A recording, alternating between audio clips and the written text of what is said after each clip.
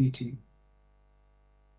Based on the recent reviews we've done over as Deloitte from 2019, 2021, and 2022 reporting cycles, it's quite clear that some of the organizations, and this is mainly within the UK and the EU region, some of the organizations are quite advanced and have been taking sustainability issues quite seriously, while others, on a personal or professional basis, while they seem to be interested, they still do not know where to start from, similar to, to the case Kukunda has mentioned that is happening in Uganda. But I would like to say that it really doesn't matter where we start from. We can't let perfection be the enemy of the good. But what is really the driver of all this talk about sustainability? Like the previous speakers have mentioned, Norbert and Moses and Kukunda have mentioned, investors are taking a keen interest in what entities are reporting around sustainability. And just to be clear, ESG and sustainability, we shouldn't really be mixing the two terms together, but ESG is one of the lenses in which we can view sustainability. Sustainability is much a bigger issue to deal with, and ESG is one of the lenses in which we view sustainability. So we really need to ensure that that term is really clear as we report on the different sustainability agendas in our businesses. So investors, and these are like institutional investors, private equity investors, venture capitalists, and the likes of the World Bank, the IMF, are demanding for more information about a business's financial, material, sustainability, and ESG risks, and how these are being managed within different companies. Insurers are already looking at how to manage sustainability. And one would ask, why would insurers be interested in some of the ESG trends and climate-related weather events? Already, when weather events destroy property, when they disrupt business, when they disrupt supply chains, already insurance companies are starting to pay some of the claims. So they seem to be really ahead of the game in embedding some of the sustainability risk into their business models. Providers of capital are starting also to increasingly call onto the different sustainability measures entities they lend money to, how they're embedding ESG and sustainability within the mainstream of financing.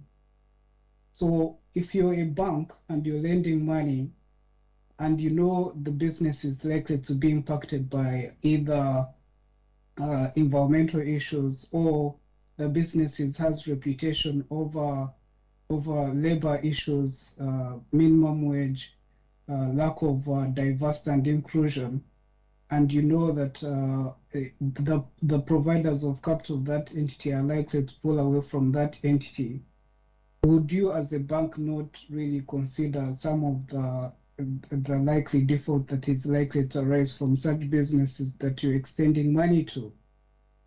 Our customers and employees of different companies in different jurisdictions are also putting increased pressure on businesses to take positive action on different sustainability issues and ESG issues.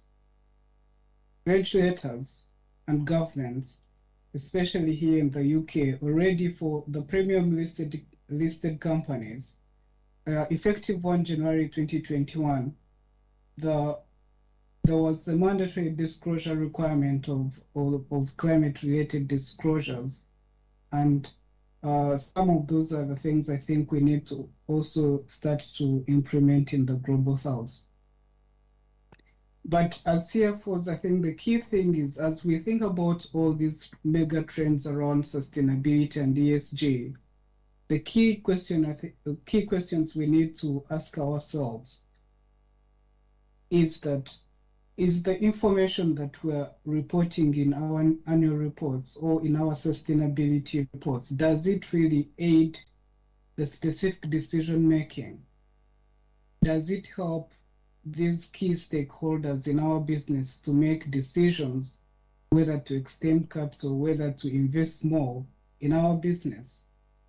Or are we using it as a key box-ticking exercise?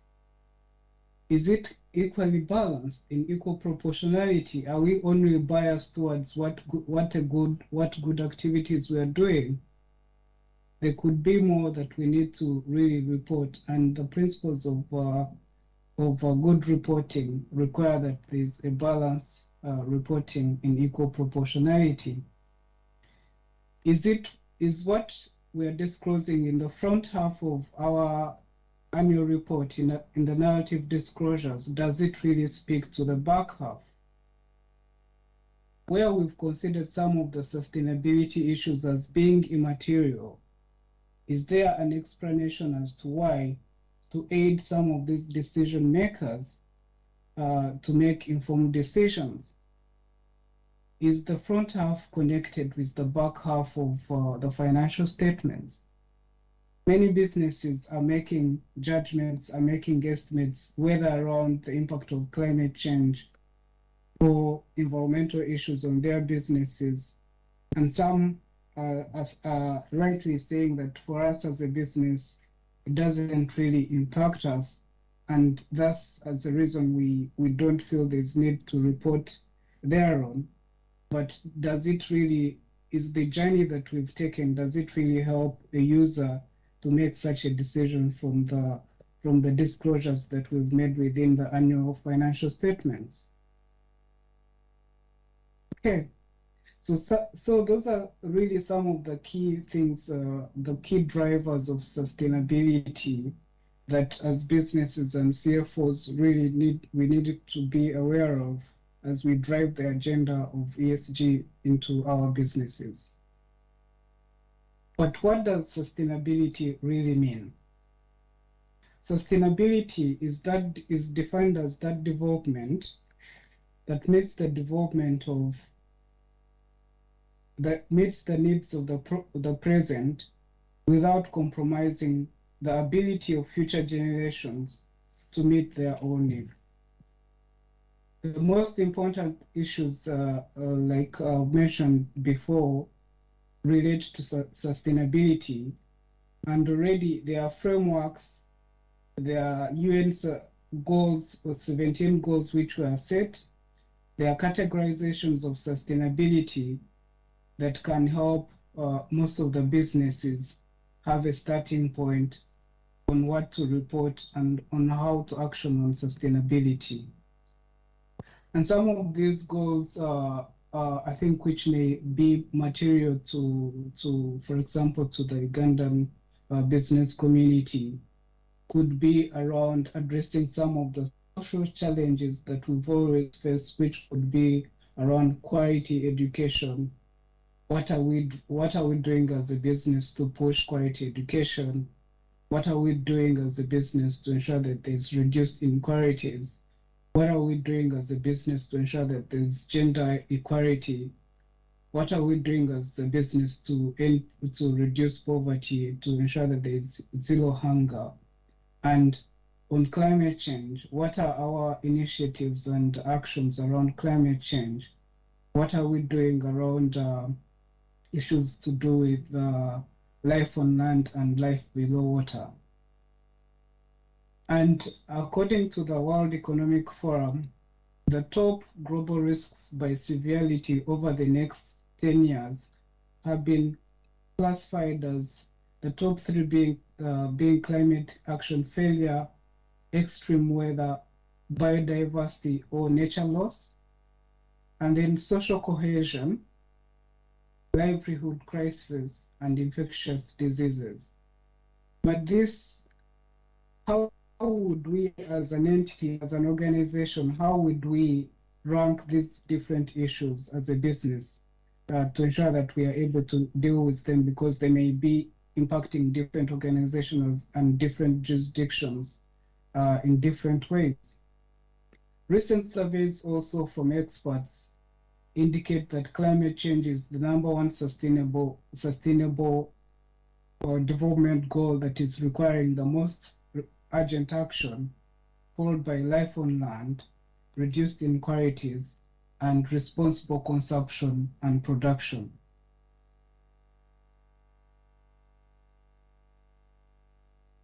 So what are some of the lenses through which some of these issues can be dealt with and reported within our annual reports? Like from the previous CFO Launch Awards, we've always talked about ESG in the lens of environmental, social, and governance. And to talk about governance specifically, where the CFO may come in handy, is how are you pushing the agenda of some of these ESG, environmental and social issues in your board discussions? How are you monitoring KPIs? How is compensation linked some of these ESG issues? On social, how is diversity and inclusion being monitored? On waste and resource use, which information are we keeping as an entity to be able to track some of the metrics that we need to report on? Some entities view sustainability in the lens of what's the impact of our business to the community, while others also view assess impact of different sustainability issues, as well as what the impact of the business to the environment might be. So as we report on some of these ESG issues, there's need for a balanced way of reporting, both from the inside out and the outside in way of reporting. Okay. And what are some of the tools that we've seen other entities using? We've seen from the Sustainability Standards Accounting Board, there's guidance around some of the lens, which is similar to the ESG lens I've just talked about. And it described sort of different activities that entities need to take into account around environmental, around social capital, around human capital, around business model and innovation, and around leadership and governance. But what does that have to do with the CFO or finance leader? Like we've mentioned, finance leaders are the centerpiece because they help in the allocation of capital, whether be it financial capital, human capital, natural capital, and social capital. And in this allocation, there is need to ensure that this capital allocation is sustainable. And why is that so that the CFO is at the center of all this? One, the CFO has visibility and is uniquely positioned to have an end-to-end view of the entire organization. This being operations, he participates in strategy. Some of the expenditures we incur as businesses related to sustainability, we may need to involve the tax people to know what the impact might be, what allowances we might get as a business. He's the head of finance and is able to help in ensuring that the information and the data supporting some of the disclosures within the financial statements is well supported. He has visibility of what is happening in the HR system, meaning compensation, KPIs related to ESG can be well incorporated if there's a continued discussion with the HR people. He speaks to treasury and investments, meaning investments, whether in CapEx or OpEx, that is needed to drive some of these agendas, the budgets and everything. And he presents to the board. So he's able to either convince the board and of the need for sustainability. And CFOs or accountants in general have a set of skill sets to solve beyond the technical competencies of accounting and ensure that some of these ESG issues integrated within some of the ESG issues are integrated within the whole business.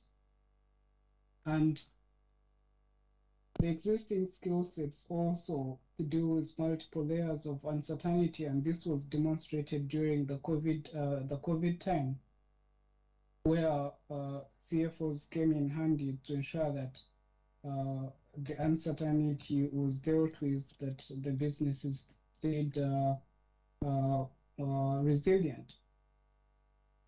So as a checkpoint, the key questions I would pose to the different CFO and the professional accountants in general is, do you have oversight over strategy, over planning, over performance measurement, management related to ESG?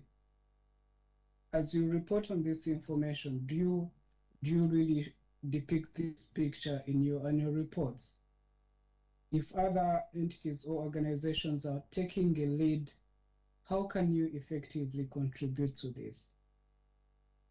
If the issue is lack of knowledge or lack of capacity or lack of confidence in the ESG communication because of the alphabet soup of different sustainability talks and communication, what are you doing to increase your knowledge and confidence as your organization, as your finance team? And as we answer this, the key thing is to remember that our stakeholders are asking whether our businesses models are sustainable. And if we can't describe, or if we can't tell whether our business model is sustainable as a business, how will our different stakeholders be able to also describe that? How can you flourish if you're not sustainable? Does your strategy speak to sustainability? Does your risk management, is sustainability and different issues embedded within risk management? What does your organization consider as the principal and emerging risks? What are the short-term, medium, and long-term implications of different sustainability issues? Are those all reflected within your sustainability report? Is that linked to your final risk grading within the risk register? What are the existing governance and processes? And how frequent is sustainability or is ESG discussed within your board or management meeting? Does it really reflect the sustainability commitments that you have as an entity? How is the director's remuneration or other key members of the company, how are they linked to the sustainability outcomes? Do you have metrics and targets? Or how do you measure and report on the targets? And do you usually report within the annual reports the progress against the targets that you've set in the past?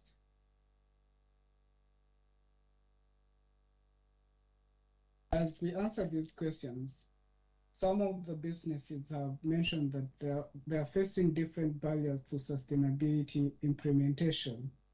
And some of the messages we've had is lack of clarity on reporting requirements. And the good news is that the International Sustainability Standards Board is developing standards which I think will help to deal with this barrier of lack of coordinated approach of frameworks or standards to deal with sustainability. And these are expected to be issued out in the coming year. New skill sets and capabilities has also been described as an internal barrier to sustainability implementation. Lack of resources and leadership buy-in or focus on the short-term issues has also been cited as one of the key barriers. Companies having different priorities and not seeing the need for sustainability, not seeing the commercial benefit in the short term, lack of employee buy-in, the data and systems. Some of the sustainability reporting information is both qualitative and quantitative. And so far, from the review of most of the companies listed on the Ugandan Stock Exchange, you'll find that most of the sustainability reported information is qualitative. They are just statements, but there's lack of quantitative information, and this could be due to data and existing systems not being updated to be able to capture some of the sustainability and ESG reporting information that is required. What would be some of the recommendations for your business? We need to ensure that we start building a resource base to ensure that we communicate the business case for sustainability, educate our decision makers to point them to what the competition is doing, which will help us validate our case. We need to enhance our capability. We need to join networks, identify skill sets, and also work with specialists to ensure that some of these issues can be dealt with and understand what a good practice would be. So what would be an illustrative example of how an entity may go about sustainability implementation? The key starting point is to identify what are our stakeholders. Is it the business community? Is it our suppliers? Are they the regulators? Are they the shareholders? Are they the investors who are putting money into our business? What are the different sustainability issues they really consider as material to the business model? And is our business purpose really aligned to these different sustainability topics? So once we've identified the material sustainability issues from the external and internal stakeholder perspective, then we can be able to begin a journey of sustainability reporting and implementation. We need then to set goals and targets and a roadmap and a transition plan which can help us then keep track of the progress. How do we then reduce and manage the negative impacts over which our organization has an influence? How do we reinforce and reinvent our organization to make it more resilient? This is around mitigation and adaptation. Onto the value creation. What could be the opportunities that can generate value for all the stakeholders we mentioned as material in the first case? And governance. How do we monitor? How do we manage risks? How do we set up processes continuously with the right accountability structures? And still around governance, is the information that we're reporting, can someone externally or internal, maybe internal audit, can they really give confidence over the accuracy and the transparency over this information? Is this information assured? So as heads of finance, as CFOs, do you have oversight over this information? Is it accurate? Is it reliable? Can you vouch for the information that is being reported? And this will aid to avoid what we term as greenwashing and social washing for different organizations.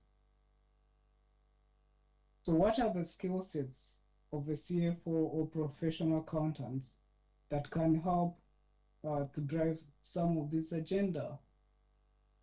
Already we have skill sets in identification and management of risks as different finance professionals, and we can leverage on this skill set to implement different sustainability agendas in our business models. We already have skill sets around the design and implementation of management control system, and then this can be leveraged to also implement sustainability within our business. We already have skill sets around financial planning and strategy, and this can as well be leveraged as we implement sustainability and different ESG agendas. And we already have skill sets around corporate governance.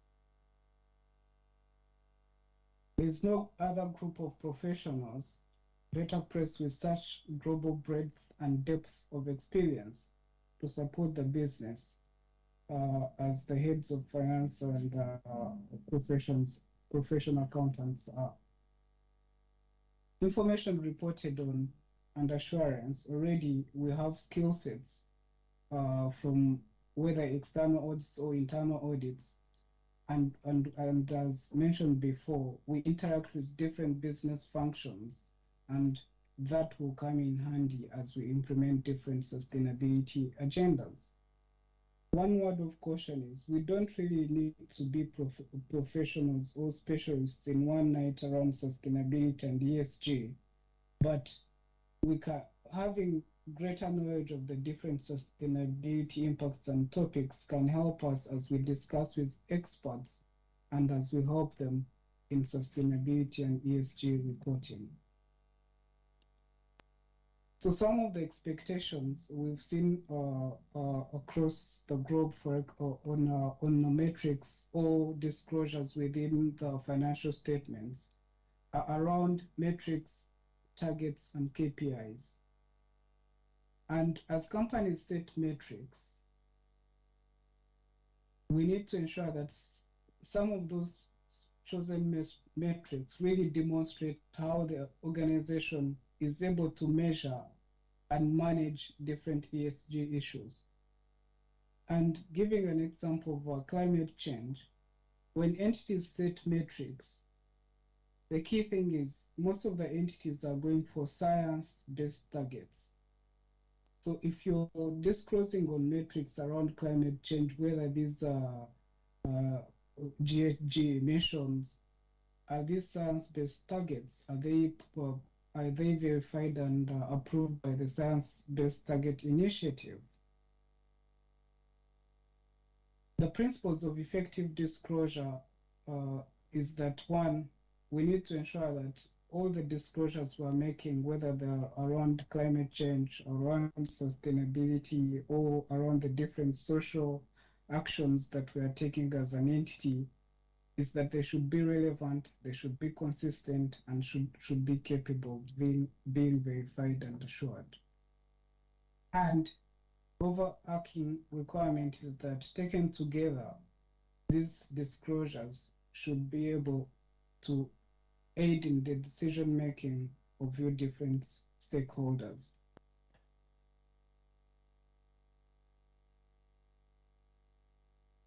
So how would you report on sustainability? Picking on from the theme of last year, presenters mentioned that we already have different frameworks and guidance, especially those who have not started, can help businesses to be able to report and implement sustainability. We have frameworks, e.g. the UN Sustainable Development Goals. We've seen some of the entities already reporting the actions around the UN Sustainable Development Goals. We've seen entities using the Social and Human Capital Protocol to report on some of the social trends and actions they are taking. We've seen entities using the TCFD to report on climate-related targets and actions. We've seen entities also getting approval from the Science-Based Target Initiatives around greenhouse gas emissions for Scope 1, Scope 2, and Scope 3 emissions. And the key thing, when entities do report on emissions, the key thing is the methodology aligned with the greenhouse gas protocol? For nature-related sustainability, the natural capital protocol can be used, and there's detailed guidance, I think, around that. And the framework called the TNFD is being developed, and so far some of the entities have started to use some of that framework to report on some of the impacts of nature or impacts of the organizations on different nature activities and the natural environment. But what would be some of the good elements of a sustainability disclosures? If I'm reviewing a sustainability disclosure, what do I really focus on? The key starting point is there a clear defined purpose of an entity? And is that purpose linked to the different sustainability strategies that the entity is reporting on? This being environmental or social activities. How is purpose of an entity linked to its performance, its people, and its prosperity? How are these priorities considered? Like I mentioned before, what are the risks and what are the opportunities? Do we have a risk heat map, for example, where we consider the likelihood and impact of different sustainability issues? We've seen some of the good disclosures around entities disclosing the heat map of the likelihood and how they came to classify some of the different sustainability issues as being principal or emerging risks, and where sustainability risks were not considered material. The risk map can come in handy to help entities show that clear picture. How do we monitor and manage? I think I've talked about that. And how do we assess the business impact? And do we have future proofing? I think the key thing that really comes in from the reviews we've done over time is that there's a good story in the front half of the financial statements of what entities are doing, but really there's no linkage within the back half. So as you report, we need to ensure that what is reported in the back half is really linked to the front half, and where important, I think we need to get third-party or expert review on some of these initiatives to ensure that we avoid social and greenwashing. And disclosures, good disclosures, both are quantitative and qualitative in nature, and it's not a box-ticking exercise, and we need to avoid white noise.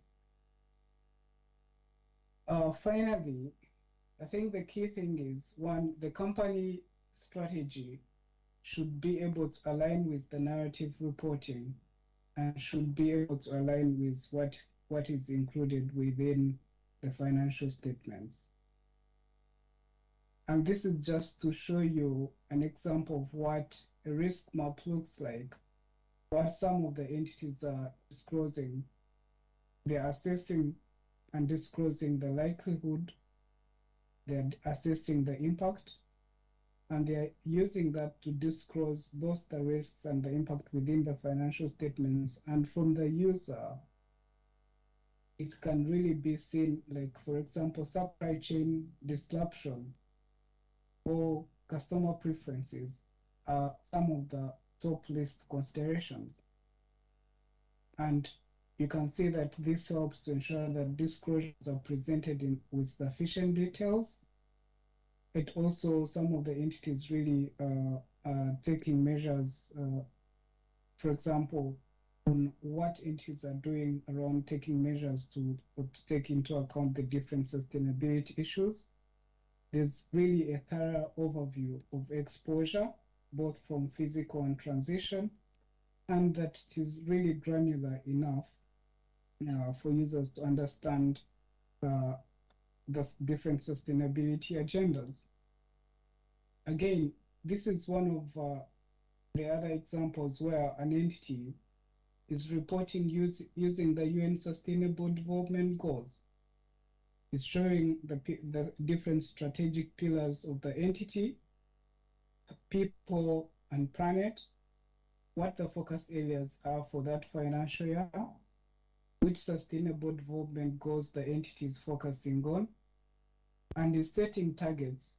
These targets range from short-term to medium-term and to long-term, and is also reporting on the progress to which the entity has made for that financial year, this being 2021-2022, towards achieving some of the targets that it had set, and it is really including clear references to where some of those metrics and targets and where those performance metrics can be found.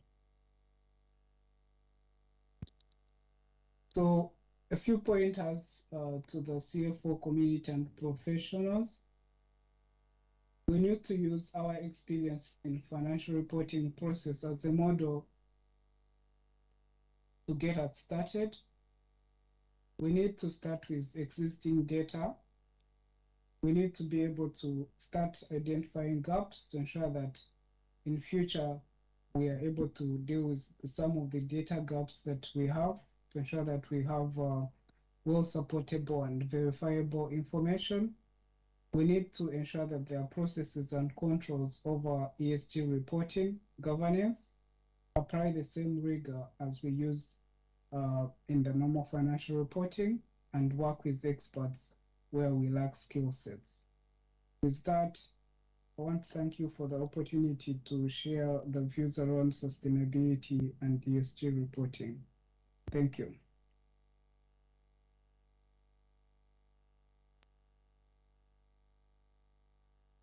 Thank you, Nelson. Another round of applause.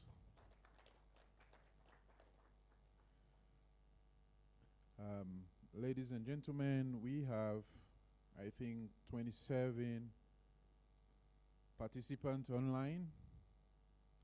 This has been great. Thank you for those online.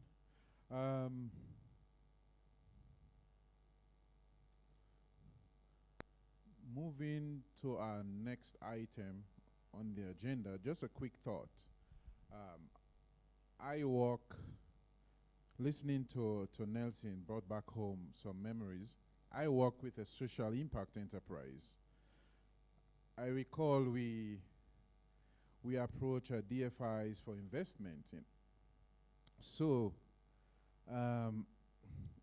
very good interest rate, very big structured facility that can scale. Then they send the fact sheet to us. My God. The top of the fact sheet, how many female leaders you have in your organization? What's the ratio of female leaders to men?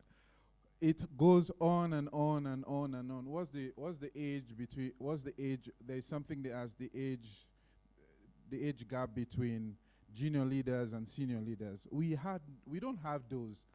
We had to think back. How many electric vehicles do you have? What's your CO2 emission? We don't have this, you know.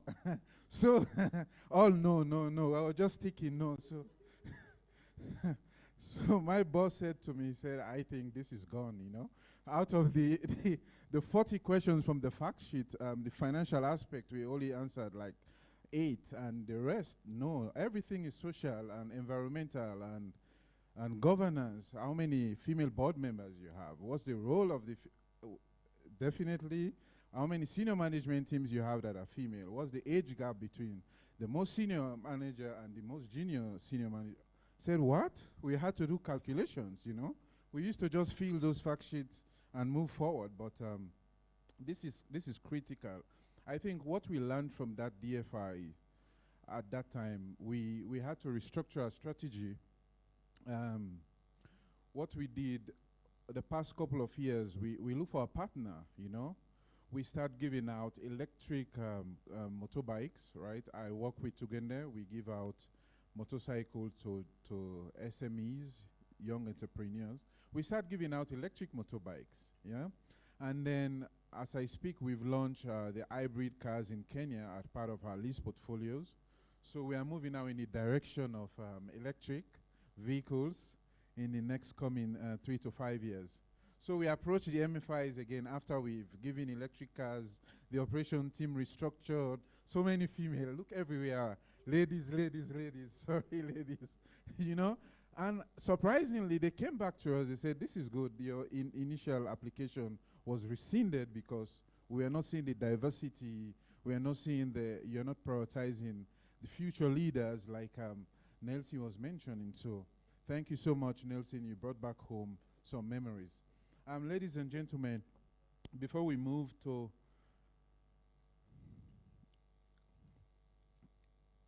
our panel discussion on the topic ESG agenda, where are we, readiness, and the future, I would like to reference a few points here.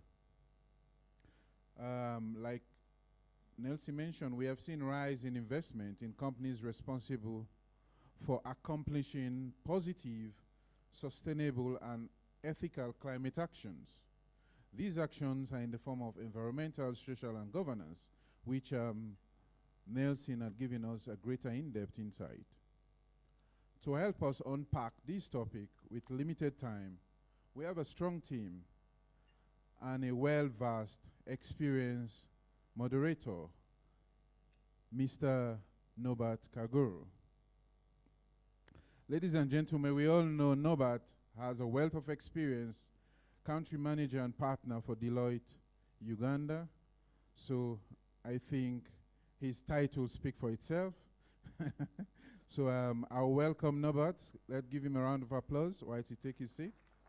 Then I will introduce the panelists. Ladies and gentlemen, we have Blessings Nshasho.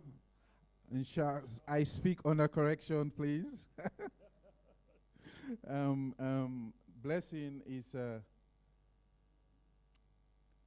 Blessing's role oversee legal, regulatory, ESG, risk compliance, and integrity function with UMEME. He is the Chief Corporate and Regulatory Officer from UMEME. Blessings.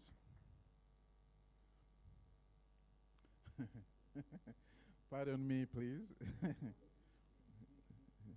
Dorothy Kabagambi, right? Did I get that right?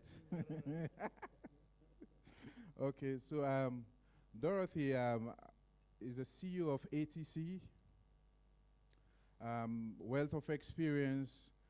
Dorothy transformed the finance organization from what was purely numbers to strategic business partners.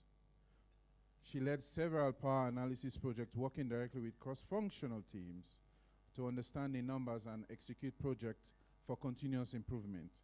Let's make welcome Dorothy, please. And our next panelist is Kathy Adengo.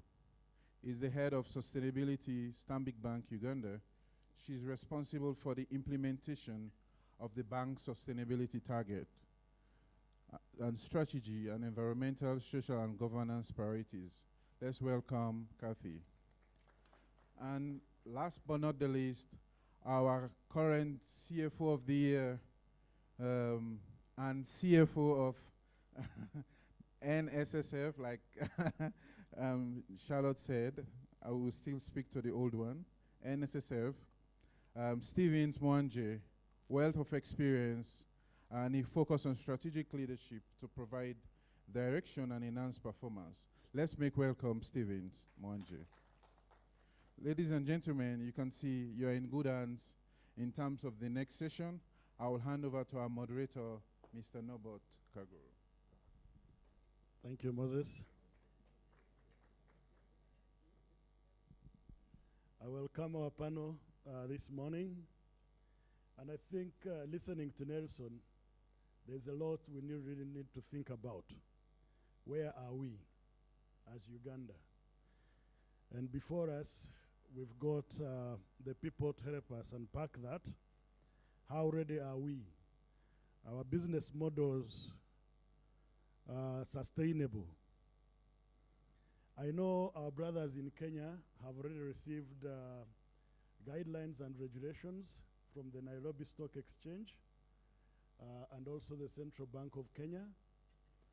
To the best of my knowledge, I don't think the USE or even the Central Bank of Uganda have issued any guidelines, but I'm sure we are heading there. And very soon, these guidelines will be before, these guidelines and regulations will be before us. So how ready are we? To help us unpack this, let me start with you, Blessing. If you can just share with us how finance leaders can prepare now and find new opportunities to create value for the various stakeholders. You will also know that this is being propelled by planetary emergencies and drive for transparency. And as we can see, there are all global sustainability reporting standards like Nelson mentioned, and ESG disclosure regulations that are coming into force. So with that in mind, how can finance leaders prepare now and find new opportunities to create value for various stakeholders? Over to you, Blessing. Thank you very much. And good morning to everybody in the room and those who are online. I think finance is really in a very important role when it comes to preparing now and continuously creating value for stakeholders going into the future. I think the key thing about ESG is the debate between life and livelihoods. And it's an issue of, you know, our existentiality as the human race vis-a-vis what it is that we want to do in terms of standard of living and how we live. Now, as was mentioned during the presentation, one of the most critical aspects you have to think about when you look at ESG is the purpose of the organization. Why does the organization exist in the first place? What are we here to do? And how does that affect the planet? How does that affect the people? And what are our thoughts around profit? And therein lies the whole ESG conundrum. I think the key thing is for finance professionals, for the CFO, to think critically in terms of the strategy of the business in relation to the execution of the business model as to how, in whatever the organization does in relation to its purpose, that it is able to ensure a number of things. That one, we do not have a negative impact on the environment. Simple example, I work with Umeme, and we use wooden poles for our network. The question is why? That contributes to deforestation. And this is something we have been, you know, arguing with the regulator, because the regulator believes they are cheaper than concrete poles. Yet from a sustainability perspective, concrete poles would be, you know, more durable. They last over 40 years, whereas the wooden pole will not even make 10 years. And we are cutting down our trees. Why is that critical? Well, because when you cut trees, think about it carefully. You know, in 1900, we had 54% forest cover in Uganda. Now we have 8%. And I don't think we're the Pearl of Africa anymore as a result of that. Now, the key thing is that how do you reforest the country? Because that has a major impact on climate change. So as a CFO, our CFO should be thinking, how do we engage strongly with the regulator on the cost-benefit analysis of the use of other technologies other than, say, wooden poles to ensure that we can still deliver value in terms of delivering the electrons to customers. Beyond the issue of environment is the issue of people. Right now, we talk about a planetary crisis in relation to the ozone layer, you know, rising temperatures, rising sea levels, etc. However, we are also in a situation where we have a global, you know, a geopolitical crisis with the Russia-Ukraine conflict having led to global inflation. For instance, the UK right now is at about 12% inflation, and they have train drivers who are on strike. They've been offered 8% over 3 years, 0% last year, 4% this year, 4% next year, and they're saying that they can't accept that because it means that they're being made poorer. Now the question is, when we come back home to Uganda and we say that the cost of fuel has more than doubled from 3,150 to over 6,000, then the question for our staff, when we look at the social aspect, employees, stakeholders, you know, the public, what are we doing as CFOs? I'm not a CFO, but what are we doing as CFOs to ensure that our employees are not actually getting poorer as the days and months go by, because they can no longer afford what they could afford yesterday when we agreed contracts with them on their salaries. So then you have to start thinking about other measures like, you know, work from anywhere. So instead of coming to work, you know, 5 days a week, can you now drive to work 2-3 days a week and then work the other days at home or from wherever they need to work, so that you minimize the impact of inflation on the employees? These are just simple examples. I'm trying to make it very basic. Then when it comes to issues of governance, of course, looking at the GRI, the Global Reporting Initiative standards in terms of being able to report on ESG matters, it is extremely critical that we are transparent in terms of how we report on our activities and the value that we are bringing to the table in terms of social impact and impact to the world. I think so the critical thing, I think, for CFOs is to acknowledge that there is that challenge between life and livelihoods, and their role is in how do we ensure that we as a human race, based on the company organization that we're working for and leading as a CFO, can actually deliver its purpose while ensuring that we not only achieve net zero, but we're actually achieving better than net zero, and ensuring that our people and our stakeholders at large are seeing greater value from us and seeing a positive impact from our actions in terms of our budgets, our strategies. We talk about electric cars. As an example, I heard that, you know, from the MC, zero electric cars. But the president has said we must go electric cars, electric trains. And we know Kira Motors has been there for years. The question is, when are they coming out with these cars so that NSSF can buy them and deploy them? Because it is cheaper to use electric cars than it is to use, you know, fuel. So there are so many things that the CFO has to think about in terms of that value that they contribute to the entire ecosystem of the world, not just to the company. And I think I'll end by just saying, when we think about ESG, we always have to think back to John F. Kennedy and the question of, it's not what the country can do for me, but what I can do for the country, and putting the company in that position and saying, how do we help create the future? And how do we do it in a sustainable manner so that the planet remains viable for future generations as a result of our actions as CFOs, and we do not destroy the environment. Thank you very much. Thanks, Blessing. I've picked one thing that, you know, speaks to the organization I work for, purpose beyond profit. And I think that is really critical. And I'm hoping with your word, we shall have enough power to, you know, to charge all these buses and vehicles with all the necessary PowerPoints put out by Umeme. Thanks, Blessing, for that.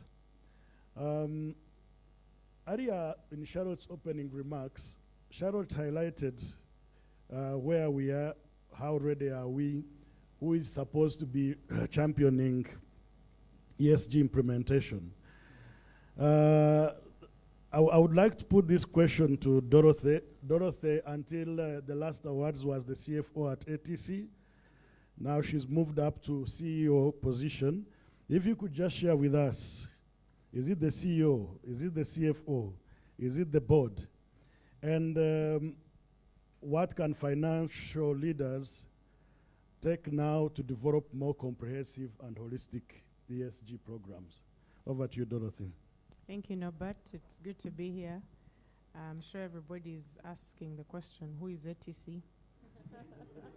I normally take any opportunity when I hold a mic to say who we are. We are American Tower Company. We provide telecommunication infrastructure across the country. Okay? So the next time you see a telecom tower, just say, I know who owns this. It's ATC, okay? And I'm happy to be here to just talk about the ESG mandate. The question really, who is responsible? I think there's no one answer to that question for everybody here. We are equally responsible for the ESG mandate. And the reason I say that is because it cuts across different aspects of the work that we do. For example, at American Tower, we provide power solutions to the tower. And in situations where Blessing has provided grid, the tower is powered by grid. In situations where Blessing has not provided grid, which is almost 40% of the country, I'm not pointing at my neighbor on the right, but it just means that that tower will be powered by a diesel generator, okay? When you run a diesel generator anywhere, you're actually introducing carbon emissions into the environment.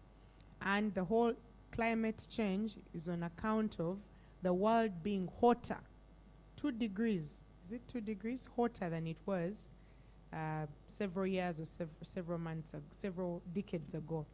As you've seen, we're going through a rainy season, but I don't know if you can actually say with confidence that there's rain. Is there rain like we've seen before? There's not really, it's scanty. You understand? You've seen what's happening in Karamoja. People are actually going without food. Fires in Europe, the hurricanes, you're at letter I, by June.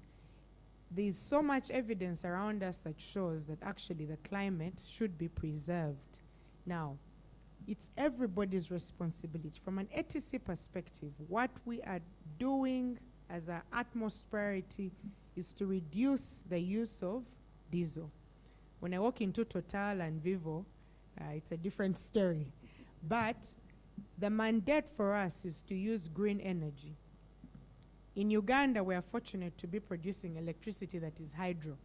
In other countries, it's thermal electricity, where they actually burn coal or burn diesel to generate electricity. Here, it's hydroelectricity, which makes it green. And it's to a factor of 10, Blessing and I were just calculating. The cost of 1 kilowatt hour of electricity, hydroelectricity, is close to 10 or 20 times less than a kilowatt hour of a diesel generator. So the initiatives that we are putting in place as an entity are simply using electricity, simply using solar power. And I always tell my staff not to use charcoal. We're taking it from the company level to the individual level, because to the question, whose responsibility is it? From a company perspective, it's everybody's responsibility. As a CFO, being a strategic partner to implementation of goals and projects in the organization, the CFO takes center stage in ensuring that the strategies that the company implements are pro-climate change, are pro-social aspects, and are pro, just the whole governance structure. And when it comes to the CEO, obviously, they're taking leadership of the organization. And for us, reducing the number of diesel hours at ATC is our number 1 priority. So when you see solar panels on our sites and you see anybody trying to vandalize them, please tell them to not vandalize. We have a problem of vandalism in this country. You put up solar panels today, you find them gone tomorrow. But it's aspects like that are actually going to drive this agenda. It's how we work.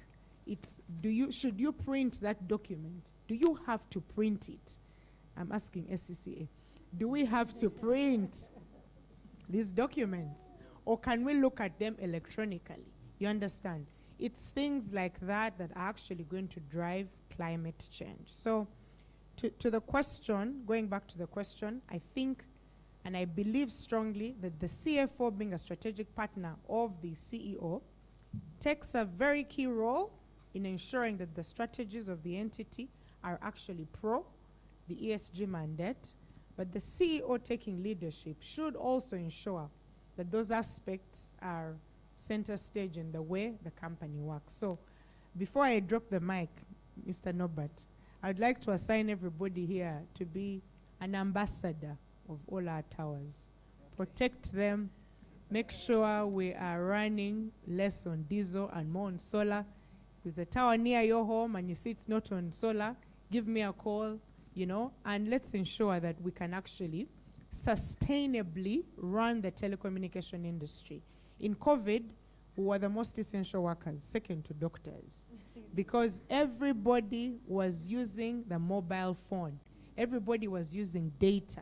And the infrastructure that we provide is what makes that possible. So, today onwards, you're ATC ambassadors. Thank you.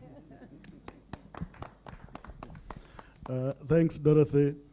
Green energy, renewable energy is the way to go.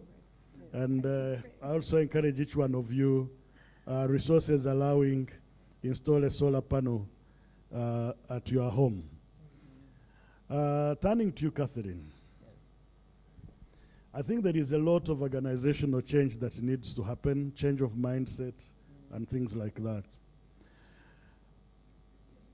that. Share with us what strategies drive responsible or will drive responsible ESG choices within organizations.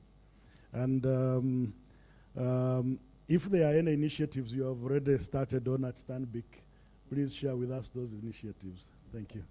Thank you very much. For those who haven't met me, I'm Kathy Adengo, Head of Sustainability at Stanbic Bank. But I tell you what's interesting. I'm often asked, why would a bank care about the planet and about ESG? But being where we are, and I'm also going to advertise like ATC, because we're the largest financial institution, we're really responsible for the deployment of capital that run the economy. So it's very, very critical for how this money gets used to do good in various organizations and also to drive sectors in a responsible manner. What I'm very proud of is actually, I believe everybody here is our client. Umeme, indeed, and ATC, of course, and everything that they're working towards. And also, as our clients, we are proud to be associated with is that they take sustainability seriously, because as a financial institution, that's important to us, how the capital gets deployed to do good. So in terms of strategies, and I can actually probably use Umeme as an example, it's embedded from all the way to the business model, the starting of this, basically how they operate. ESG is embedded in everything. The one thing I'll say is that when creating ESG strategies or practices in a business, it has to be tailored. You can't copy and paste. It has to be actually tailored to an organization. What a financial institution needs as an ESG strategy is not the same as what a manufacturer like Coca-Cola or UBL would need. It's not the same as what ATC needs. They are completely different and they have to be customized. But to get that right, there's some fundamental things, which I believe were actually covered a little bit earlier in the presentation, was you need to first understand where you are as a business from an ESG perspective. What's concerning you the most? I like that you, actually, I think it was, you had mentioned that the funders ask questions like, from a social impact perspective, how many women are in your organization? How many young people are you employing? What's the gap between women and men's pay? You know, those are the kind of things you need to first understand. What are the issues you're trying to address? Just that's an example from social impact. The other is from an environmental perspective. If you're a manufacturer and perhaps you're using so much water to get your products done, are you recycling this water? How are you managing the waste of this water? I will brag about our clients as well. People like Kakira, you're seeing the sugar on your table. They are a fantastic client of ours because what they did is they're using their molasses as well as also creating a water recycling process within their organization so that they don't waste water that's used. But also from the molasses and waste created, they are creating biofuel. So, which is energy that's actually feeding into the grid. And I hope I'm right, correct? Yes. Yes. So you can see that organizations are already thinking about this, but they customize the strategy depending on what the issues are to solve a problem and create a sustainable way forward, not just looking at it from a profit perspective, but again, purpose. What are we actually solving for? Same thing with how they deal with their farmers. Are they paying their farmers equitably? The sugarcane growers, the outgrowers, around them. So it's important to customize the strategy according to what it is. But the first thing is understand your baseline, get to know what are the material issues that concern your client. In fact, it could be that your clients are asking, could you change your product so that it's more friendly? You've heard of international organizations saying we want to source our raw materials in an ethical manner. Even how the coffee is grown, is it organically grown? So, yes, making sure there's no child labor on the farms. And it's something we take for granted in Uganda. You see children walking around on farms. That's not right. They should be going to school. They should be getting an education. They shouldn't be used as labor. So these are the things that we look out for, especially as a financial institution, when working with companies and even in the development of their strategies. We are also one of those. We do have an environmental and social assessment process where we ask very many questions to our clients to try and make sure that they're embedding ESG and sustainability within their organizations. But for sure, to get it right, you need to customize it. The other key point is creating an internal steering committee. If you don't get the buy-in from your employees, who are really the ambassadors of your organization, even as the CFO, being part of that committee is important because the initiatives you're going to put in place may need investment. And that initial investment, to all the CFOs in the room, please be open-minded to signing the checks. When the team come and tell you we're installing a new water processing facility for the factory, or they are putting in place a green solution but requires $1 million, please be open-minded to initial investment because the investment will pay off long term. And for most people, that's where the fear is the fact that you need to invest in some of these green initiatives in order to benefit over a long period of time. But to that point around strategies, they need to be customized, and the intention needs to be clear in terms of execution, but also putting in place roadmaps and KPIs and measures, which, yes, I know some people use it for reporting, but that's not the point. The point is to ensure that you actually deliver as a business on what it is that you've committed to do. So thank you very much. Thank you, Catherine. The key word there is intent and having the right performance measures. So I know Nelson did highlight something around organization looking at their talent. If we are going to drive the right ESG agenda. But also, Dorothy did say we all need to be ambassadors. Turning to you, Stephen, what should finance leaders do to ingrain the value of sustainability in their teams?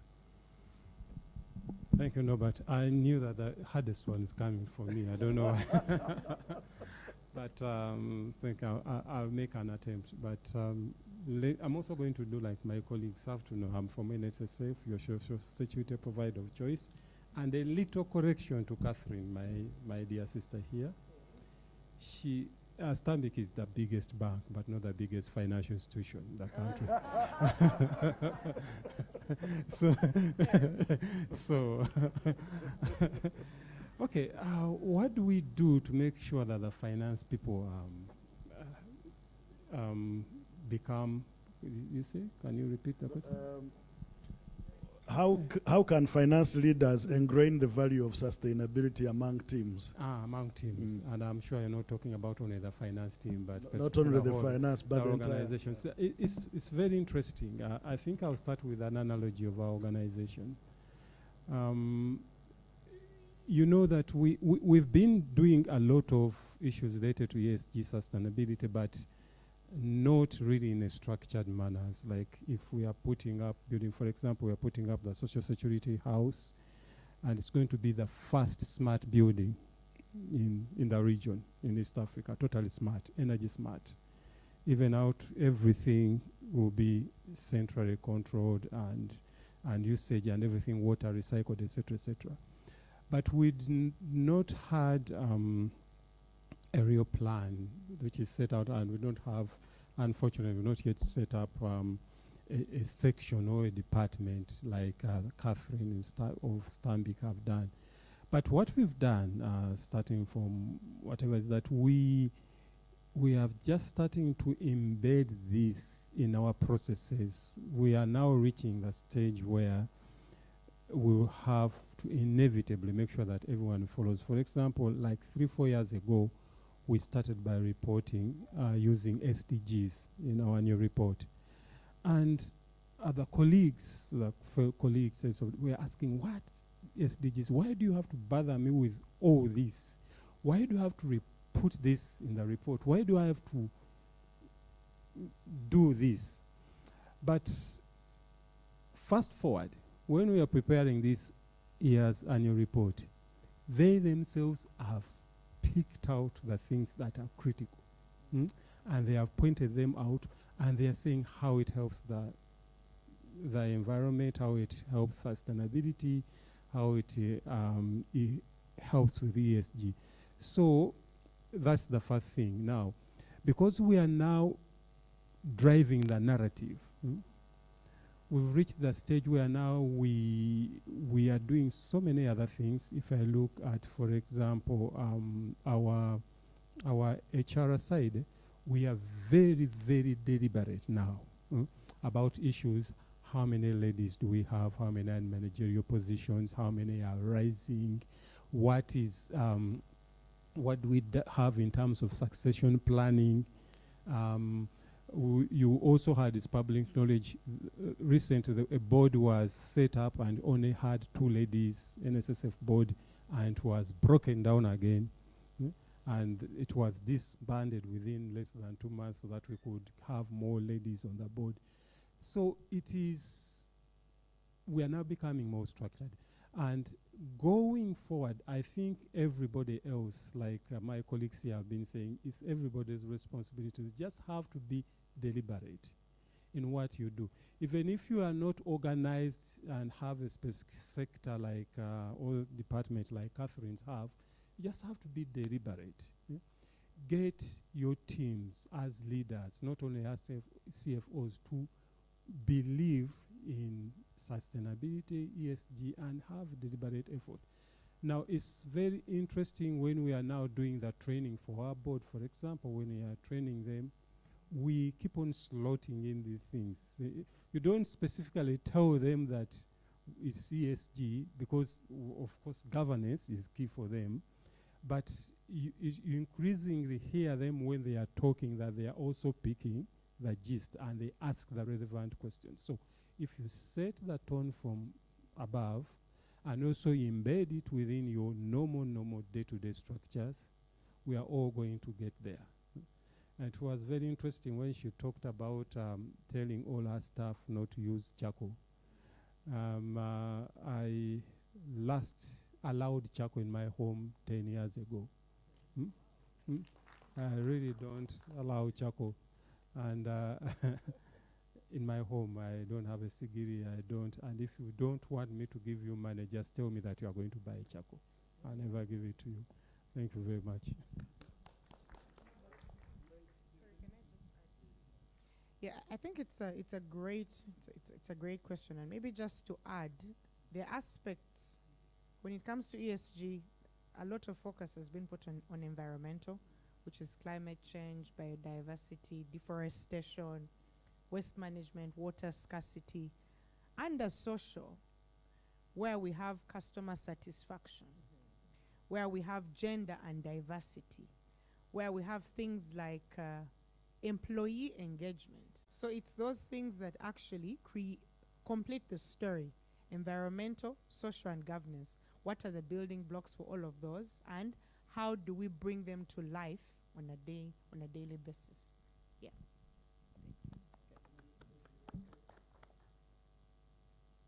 Thank you, Dorothy.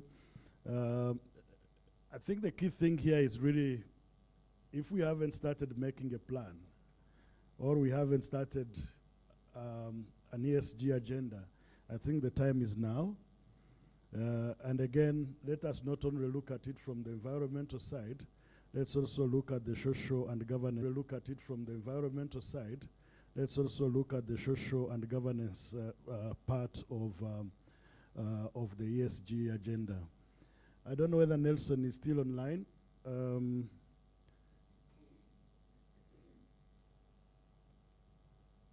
If Nelson, you are still online, you could share with us from where you sit what you've seen the regulators do that our regulators can borrow a leaf from.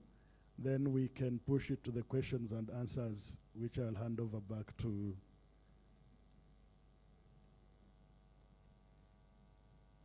Are you able to hear me now? Okay.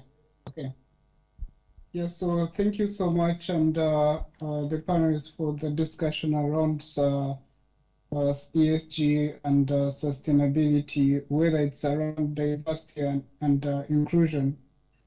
Yeah, so if I may start with a comment on some of the social regulatory requirements, especially my experience working in Kenya and also working in the UK. One is that for listed entities, for example, in the UK, you find that already the disclosure metrics around diversity, whether it's around the board composition, whether it's around the number of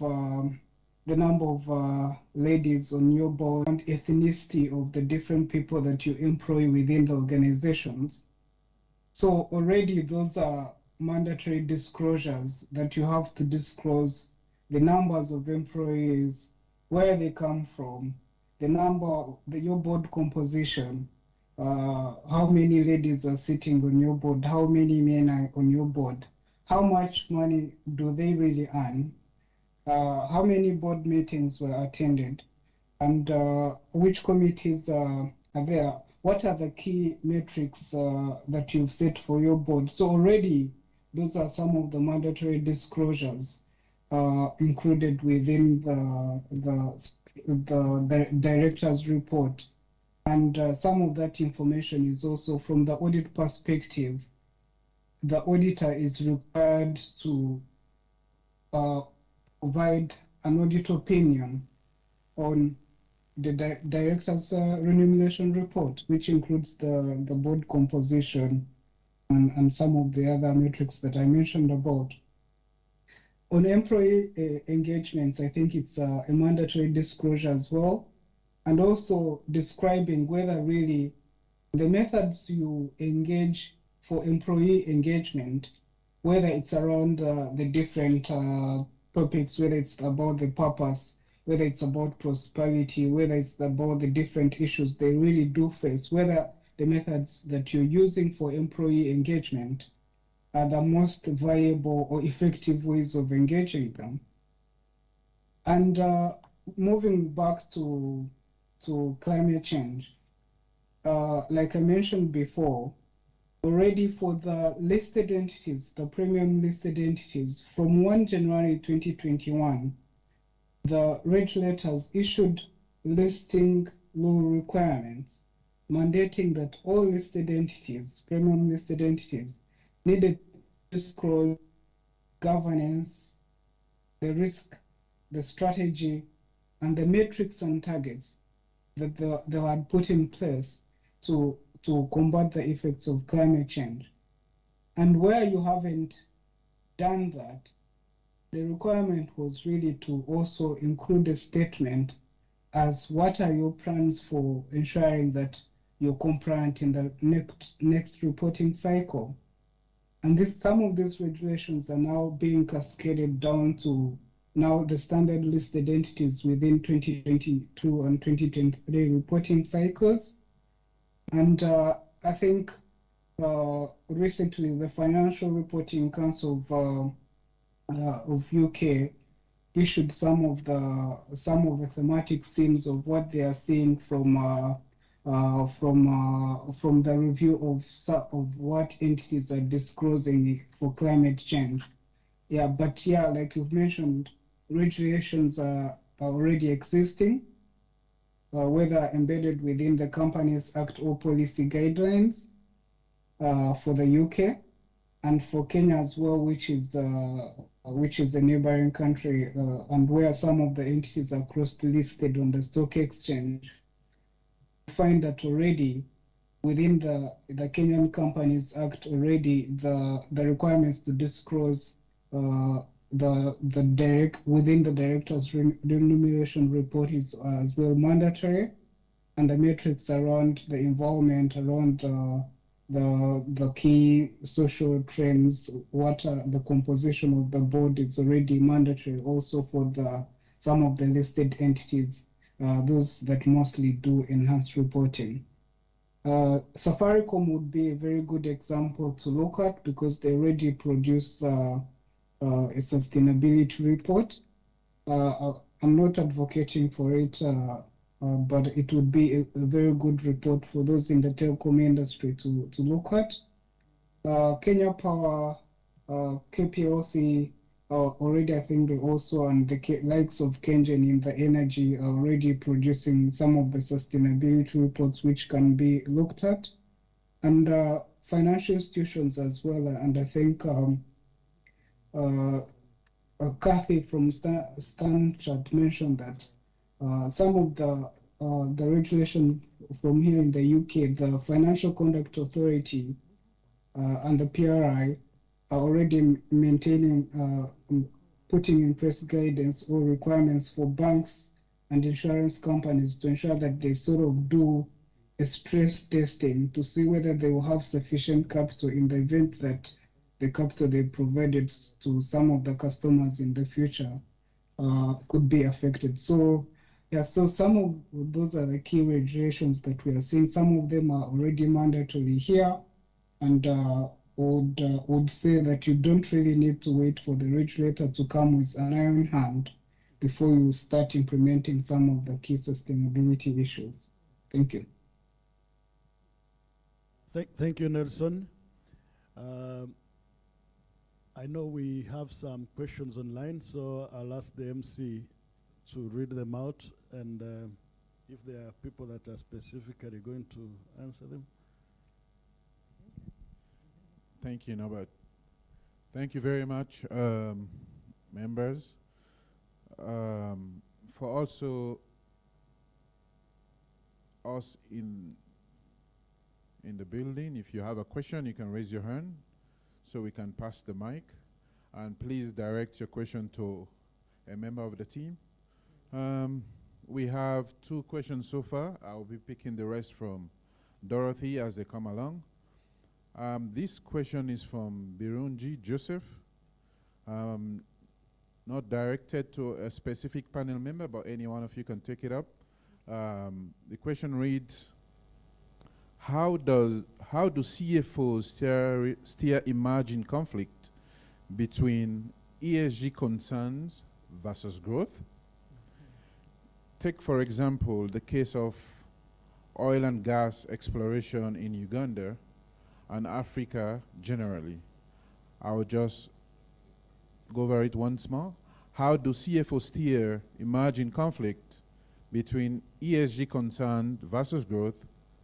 Take, for example, the case of oil and gas exploration in Uganda and Africa generally.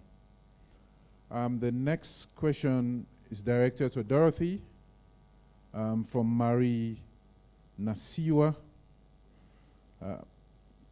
It reads, in the interest quite a lengthy question. In the interest of ESG, why does ATC build multiple towers in an area instead of upgrading technology to resolve the problem of the area, be it capacity or coverage? Surely this technology exists. We should limit the number of towers and emissions in that area. Not to mention the congestion and not so good look, I'm rephrasing, by having a few strategic towers with adequate capacity and coverage for best interest of our environment. So basically, Marie is saying the look of the tower being so congested, it's not so good. So that's from Marie. Do we have additional question, Dorothy? We'll take these two for now whilst we consolidate the rest. Please go ahead. I'll take on the first one. How do CFOs steer the emerging conflict of ESG concerns and growth, and of course, the sensitive topic of oil and gas, and obviously energy security. So the first thing I think that needs to be appreciated globally, yes, everybody is concerned about climate change. It's acknowledged, but for most countries, energy security is critical.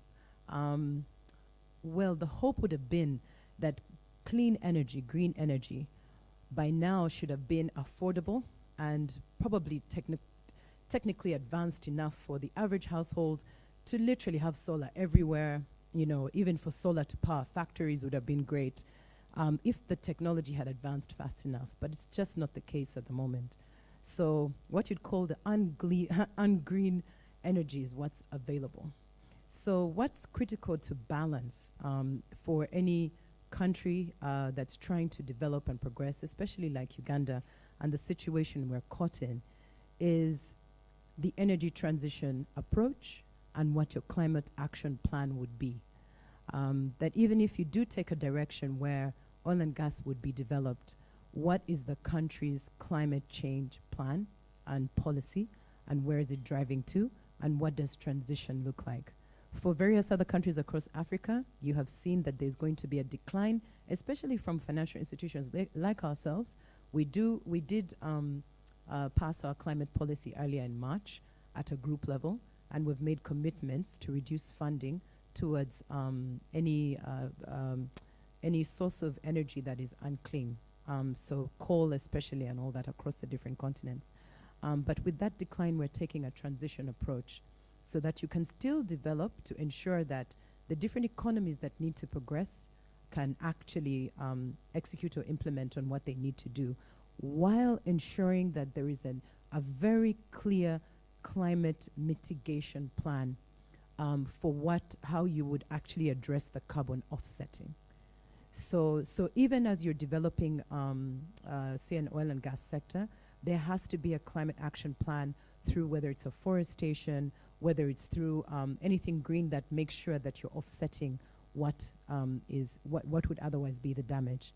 So it's not that every country will go around, even with the West or Asia, just cutting off resources. And you've seen what has happened with the impact of Russia and gas. So you'd have to take a transitioned approach to dealing with something like that. So that's where CFOs come in terms of the conversation on understanding what is really the need and what transition would look like as you decline funding towards what is ungreen and step up on the funding, like I mentioned earlier, towards sustainable finance so that you're fueling innovation. Put the money towards more innovative solutions that will create clean energy. If we don't start to initiate that now and invest now, we won't have the solutions for the future. But our intention as a whole is to ensure that that financing actually declines over time for the ungreen and then go to the clean solutions. But that's the direction it should take. Thank you. Thank you very much. Dorothy, you want to go? Yes, so the next question, why are there too many towers? And I don't know if I'll answer the question, but I would like to give context. So historically, when Celtel first came into the market, I think some of you are old enough to have seen Celtel, except a few, like Dorothy. All the telecom companies that initially set up in country constructed their own tower. You get it? Everybody was a competitor. So you had UTL constructing towers, you had MTN constructing their own towers, Celtel, Zain, Airtel, Hits Telecom, Orange, Africell, Warid, name it. You can go through the history, right? Year on year. What that has now come to, the telecom industry has now morphed or transitioned to have tower companies like American Tower take the burden of the tower off the mobile network operator, okay? So now you understand that model. What ATC does is we are a neutral host. We're neutral, we're not necessarily a mobile network operator, but we're a tower company. So what we're undertaking right now is a history of everybody building their own tower. If you drive around Uganda and just look on any hill, you'll see a minimum of 2, 3, 4, 5 towers on any hill. And that's historical. What are we doing currently? In places where there's no tower, we are constructing one tower to serve everybody. Okay? You will not see that if you live in Kampala, because Kampala historically, if everybody sets up shop, the first place you want to offer coverage is in Kampala. So we still have that issue in Kampala, per se, outer, greater, and inner Kampala because of the historical aspects. However, it is also a fact that if you benchmark the number of towers in Kampala alone against Kenya, Ghana, and similar cities, we are short. And COVID brought this to light. We have the youngest population in the world. 50% of Uganda's population is under the age of 15, 16 and 60% under the age of, I think, 30. Those demographics just show you that we're consuming data. We're eating data like there's no tomorrow. People are surfing the internet, YouTube, everybody's taking a picture of their child, mother, father, tree, and all of that data must be supported with infrastructure. MTN will tell you their data rates have gone up compared to voice if you just do the calculation. So on a benchmarking aspect, Kampala alone still needs a lot more towers than you can actually see. So firstly, it's historical, and we're doing everything to make sure we can consolidate in areas where we can. Secondly, we still need more towers. Thirdly, when it comes to the look, I'm sure you'll attest that we have introduced a new kind of tower called the pine tree. Have you guys seen that pine tree? It actually looks like a tree, but it's actually a tower. That's the kind of innovation and technology that we're introducing in the city. Secondly, you'll see a lot of street lights around Kampala that are street lights, but they're actually carrying telecommunication equipment. If you look on, the best example is around the golf course roundabout. If you just look closely, just notice that some of those streetlights are actually towers. And that is to go away from your traditional lattice tower that Marie said doesn't look very good. And it's the technology that we as American Tower would like to innovatively bring to the city. So it's that I would answer that question in 10 different ways, but we'll take it at that for now. Thank you. Thank you so much, Dorothy. Questions from the room? We have quite a few. One hand. Okay, I'll start with Rita.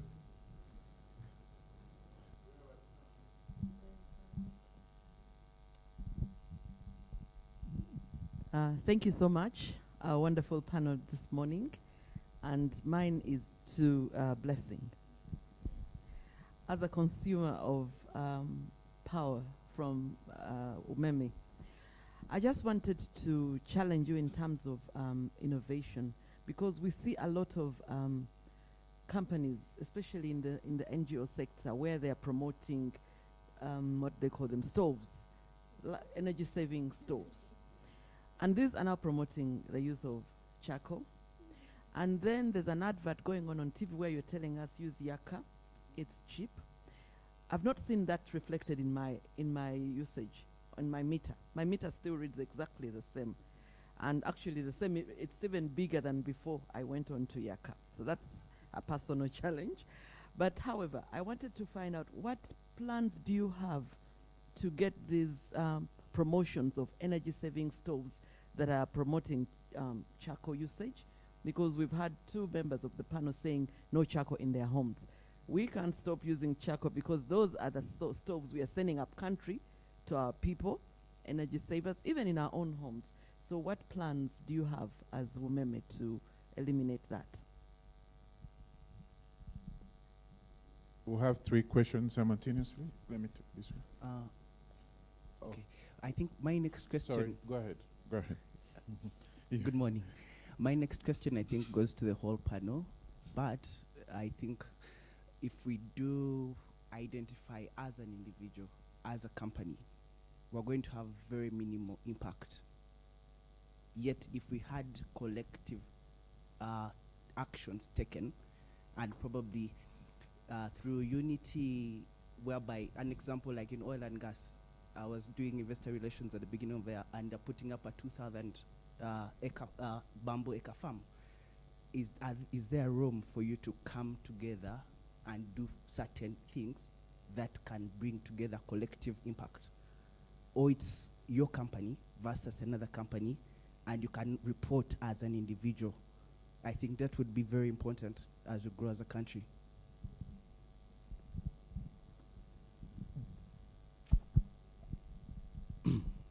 Sorry, we didn't get your name. Yeah.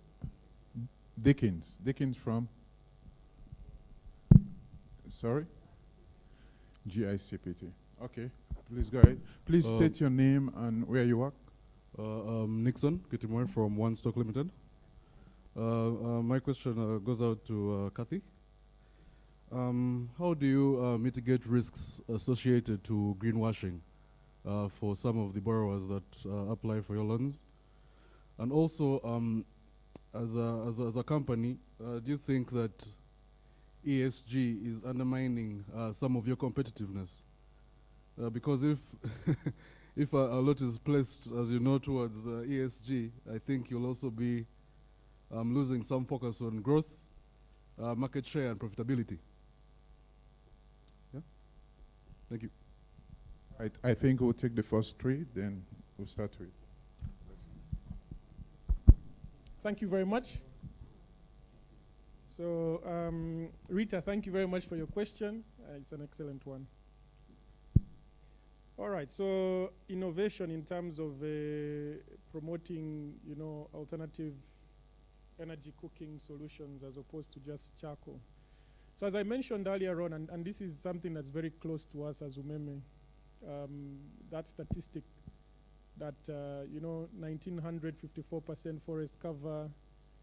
Actually, in 1990, we were at 24% forest cover. We had kind of eliminated 30% of the 54% within, a period of 90 years. And then within a period of 30 years from 1990 to 2020, we then took away 2/3 of what was remaining.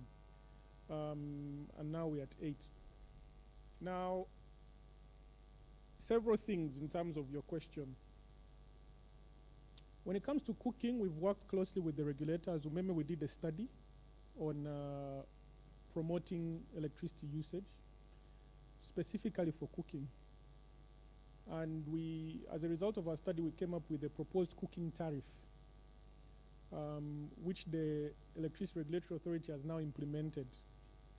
And that is, you will be charged the normal tariff up until your first 80 units.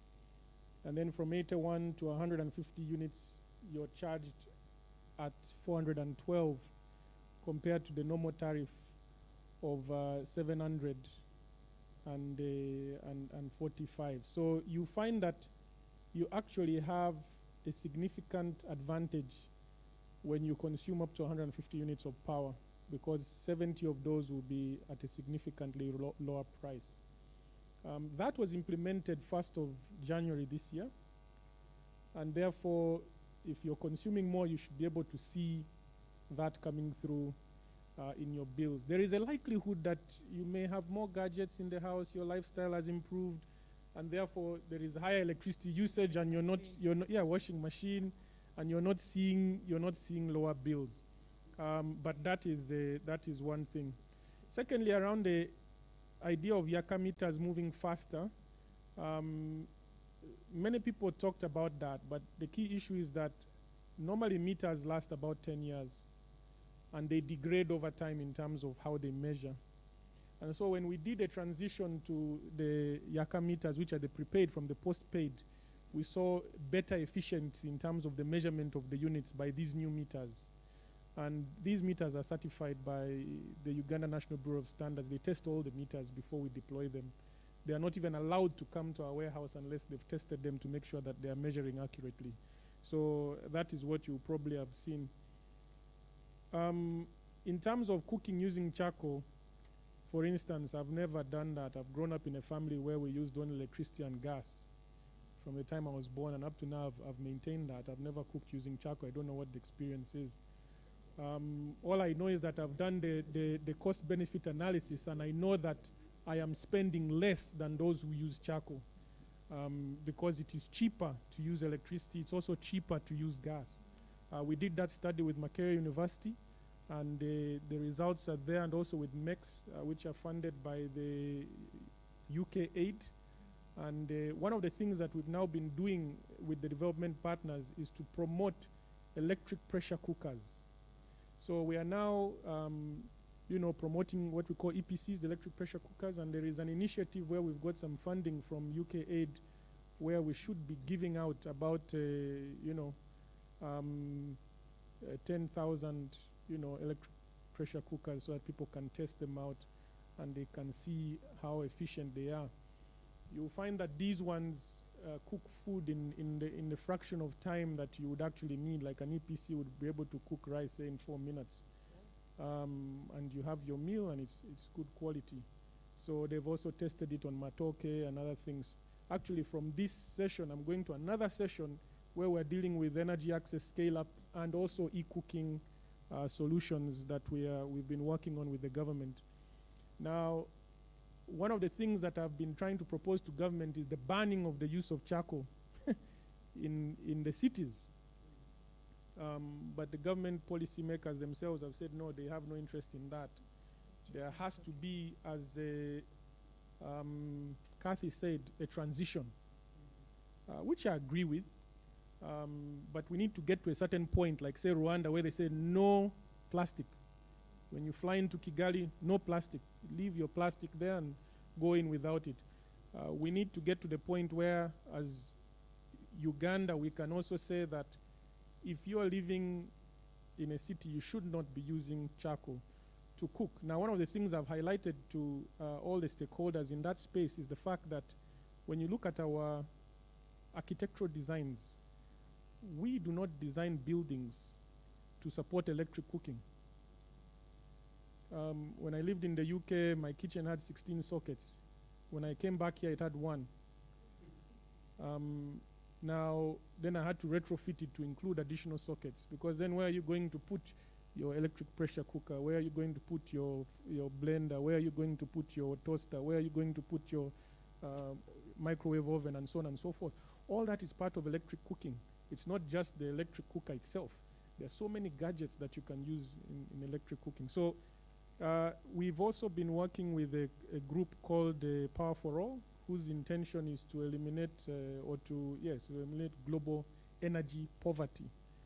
And one of the things that we've been doing with them is working with some financiers, especially the Rockefeller Foundation, supporting on studies to see how can we actually help in terms of productive use of power, enabling people to get these solutions using cheap financing where they can pay over time, and onboard these cooking solutions as well. So that is part of what we're doing in terms of our transition away from charcoal. And I said I'll be moving to another session after this to go and discuss that further. And I think it's extremely important that when we think about the energy transition, as Kathy was talking about, we have to work with the policymakers, the government. We cannot do it alone as individual corporates. For instance, right now, the UK is going through a leadership challenge where they're saying who's going to be the next prime minister to replace Boris Johnson. And the big debate is on, energy prices, because their electricity has now gone up from an average of £1,200 per year per household. Tax on fuel, what does that mean? Yes, you reduce the fuel price, which has an impact on the energy price, but then you're not meeting your net zero targets. So there's the issue of balance in terms of, as I said, lives versus livelihoods. And more and more human beings are now saying, no, we want livelihoods, we don't want life. We would rather take the short-term benefit of a cheaper life and kill the planet.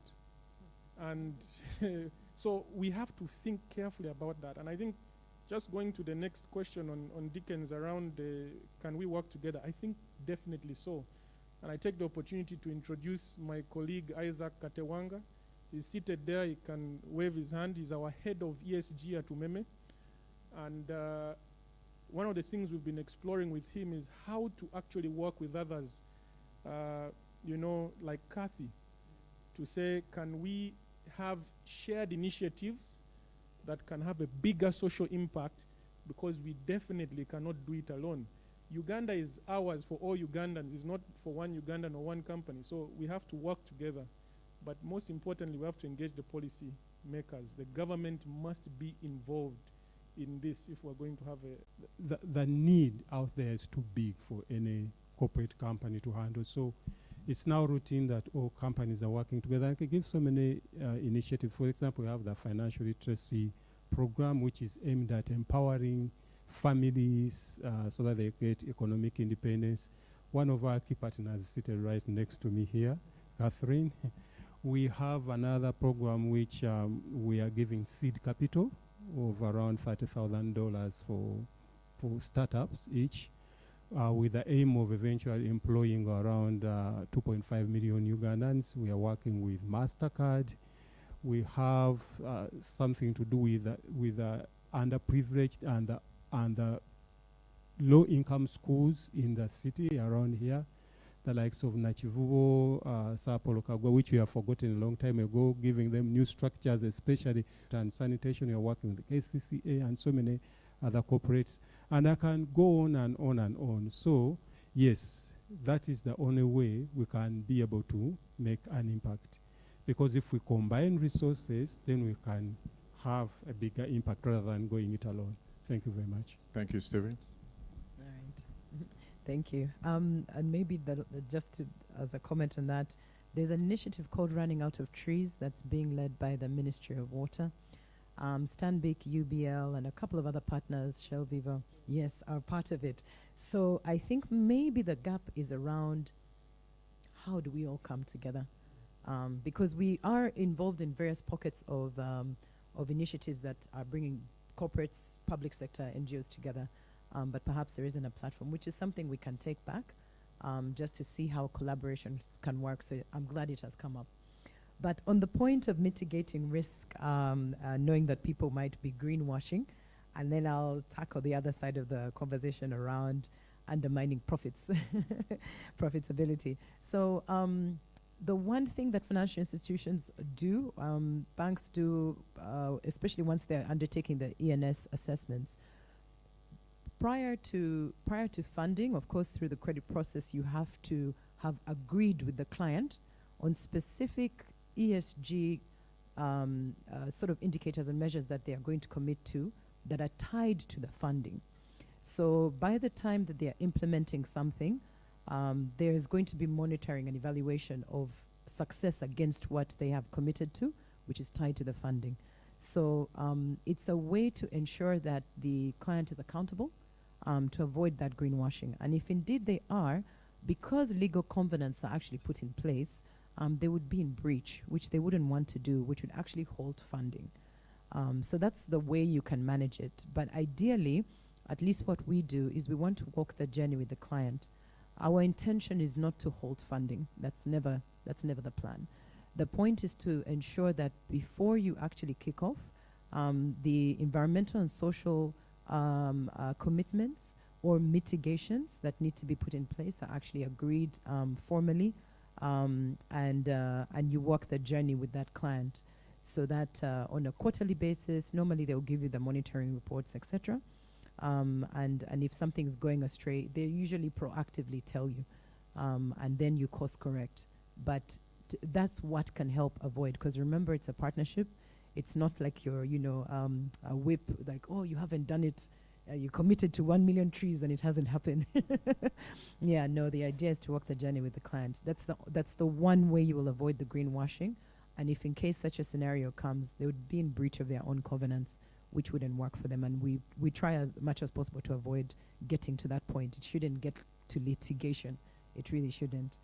Then in terms of undermining profits, because someone is strongly ESG pro, is that there's evidence, and I'll share a couple of links and reports that clearly show the link between companies that are successfully implementing their ESG initiatives and profitability. Some of them you can see on the top-rated sustainable brands. Things like, people like Unilever are a good example.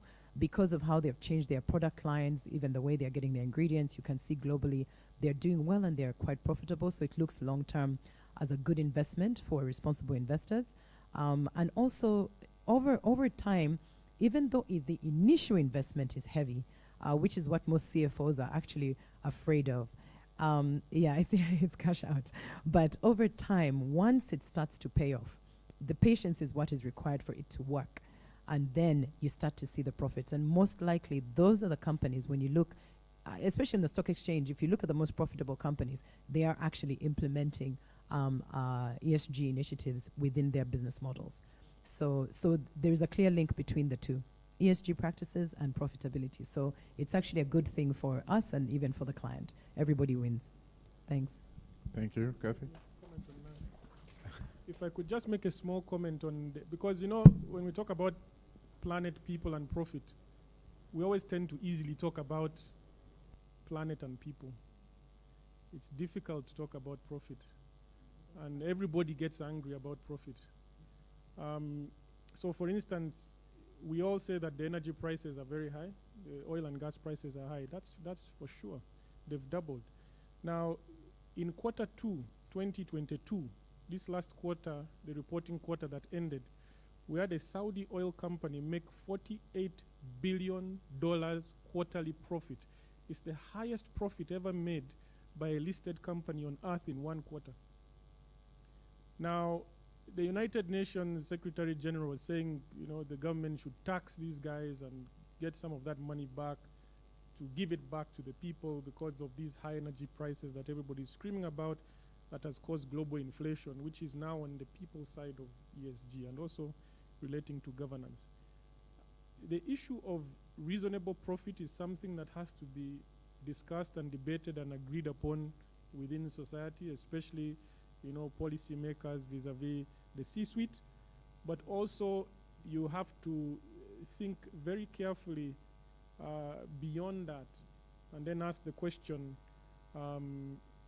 that what are the benefits of that heavy investment in ESG now and creating reasonable, sustainable profits for the long run to ensure the sustainability of the organization and the sustainability of the planet and our people. Thank you very much. Thank you, panelists. I will take one more round of 3 questions in the interest of time. Can we get that very short to the point? You go first, second, and third. Thank you very much. My name is Moses Aman, and I'm the Finance Director of Hima Cement. We're here to discuss ESG, but there seems to be an overwhelming focus on E. My question or my appeal to the panel is to talk a little bit more about the S and the G. Okay. I had Stevens talking about trying to address that from the board level, the subtle training of your board.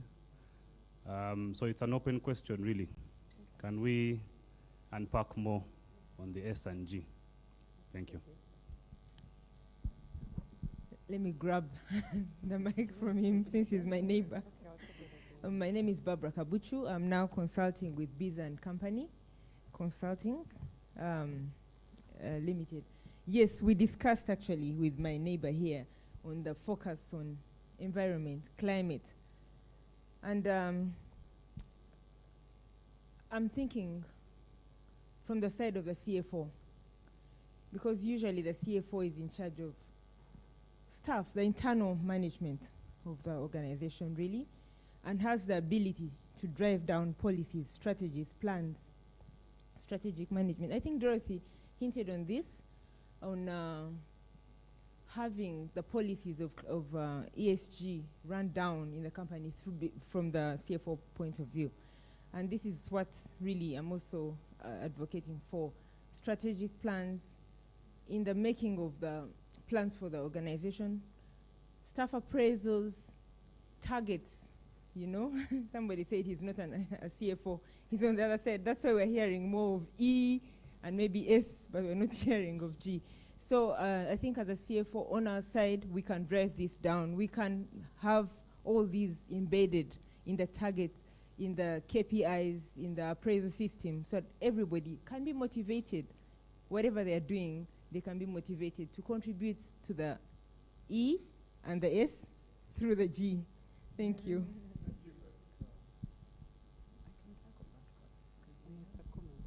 Thank you so much. Thank you. Stephen Otage from Daily Monitor. To Blessing, electricity penetration still remains so low in the country. It appears you're making it so difficult for people to get connections. What's the problem? And then to Dorothy, we're also seeing you're kind of imposing your masks in communities. People are always complaining they don't want those masks, but then eventually they end up there. We've seen people running out from Naguru because of the various masks and then the health concerns around the emissions. How are you addressing these kind of fears from in the public? Thank you. Okay, I'll take the first question on S and G. I think we talked a lot about S. I don't know, maybe we didn't land the point, but maybe let's focus there a bit. Under S, which is social, consideration of people and relationships. From a work perspective, 1, gender and diversity. I think this panel has met that criteria in many shapes, okay? 2, aspects of customer satisfaction. Each of us here have a customer, one way or another. Hima Cement, MTN, NSSF, Stanbic, Umeme, etc. Each of us have a customer that we serve. I think the aspects of just creating strategies that help us to meet that customer satisfaction, first of all, measure it and make sure it's sustainable, are critical under the social aspect from a business standpoint. And typically the CFO must demonstrate their ability to understand the customer's needs and satisfy them, because for the most part, I've been a CFO for a long time. You just hinged on the numbers. You know, we must meet this target, we must deliver it at whatever cost, you know.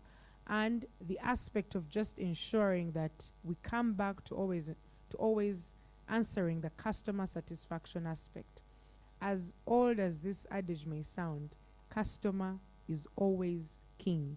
So those aspects are critical for us as business leaders to just implement strategies of ensuring customer satisfaction. We talked a lot about employee engagement. I gave the example of the autocratic boss who nobody engages with. I think we're moving away from those, let's call it colonial way of doing things, where we deal with a more collaborative aspect, a more collaborative employee-manager, employee-supervisor relationship.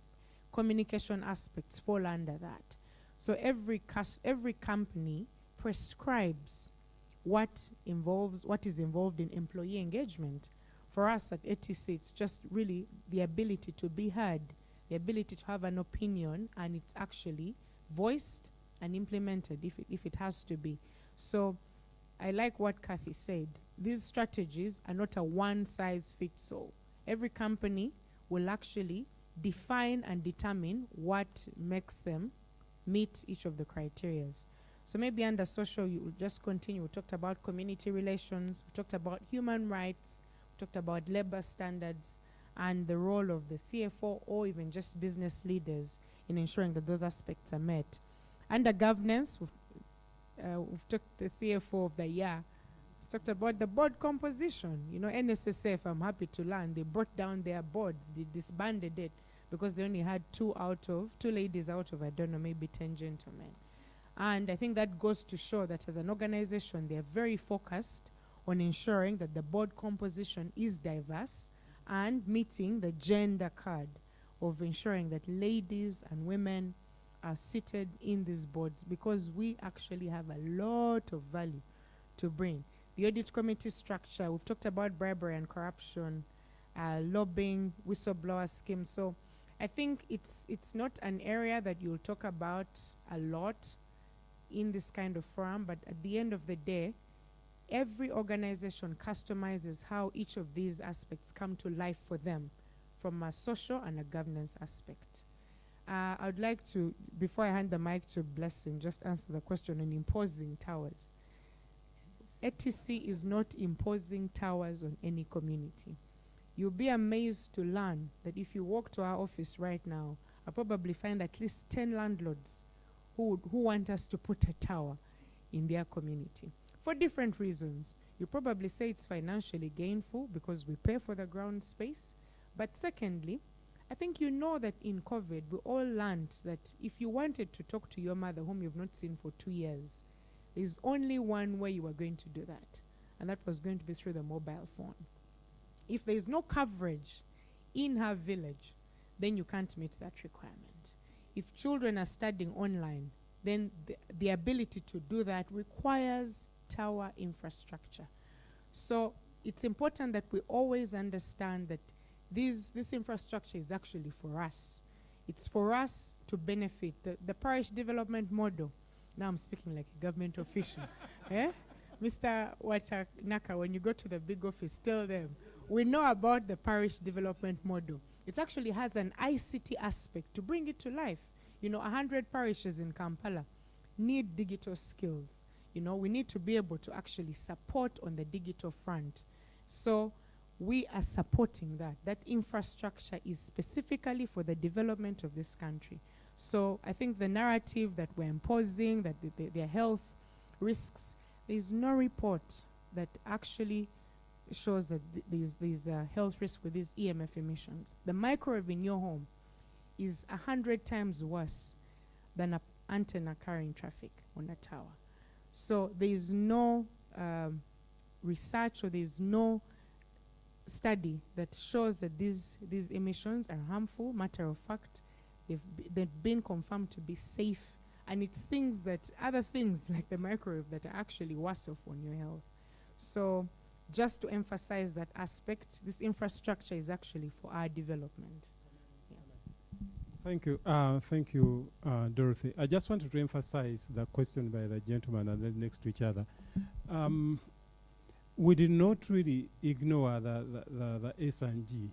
If you look at G, and we all come from regulated industries, that emphasis is there, is a given. I've just given you an example of, say, a board being disbanded. I mean, it is there every day.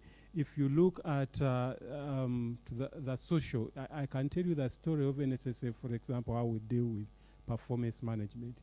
Everything, every activity is measured.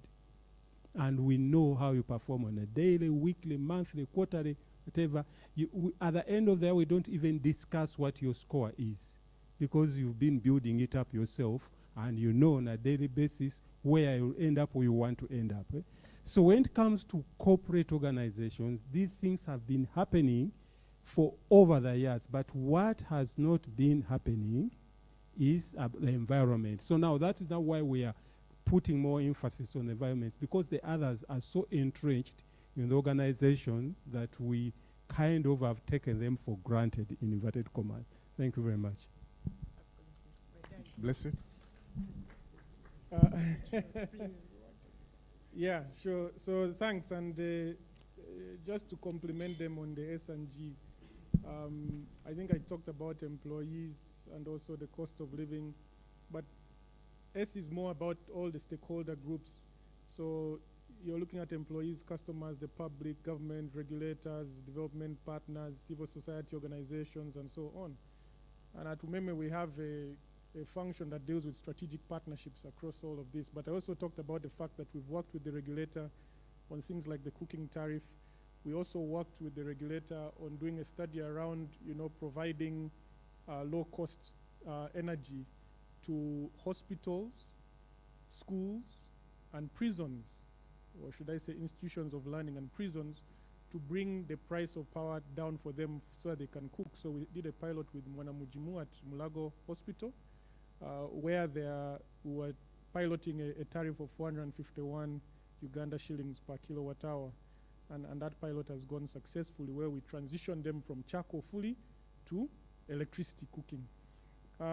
But also on the public side of things, we have worked closely with the public, especially with the government, on issues to do with vandalism. So we go to different areas and we bring together the army, the police, the LCs, the RDCs, etc., and we engage them on issues to do with vandalism. There's even a vandalism task force at the Ministry of Energy. So we now work closely with the communities. At one point, for instance, 2018, we had about, in one quarter, 25 transformers being vandalized in Mukono. We had to go there and work with the communities, explain to them, these are your transformers, because when you pay your electricity tariff, you're paying for the infrastructure. So when the infrastructure is vandalized, you are going to pay more to replace it.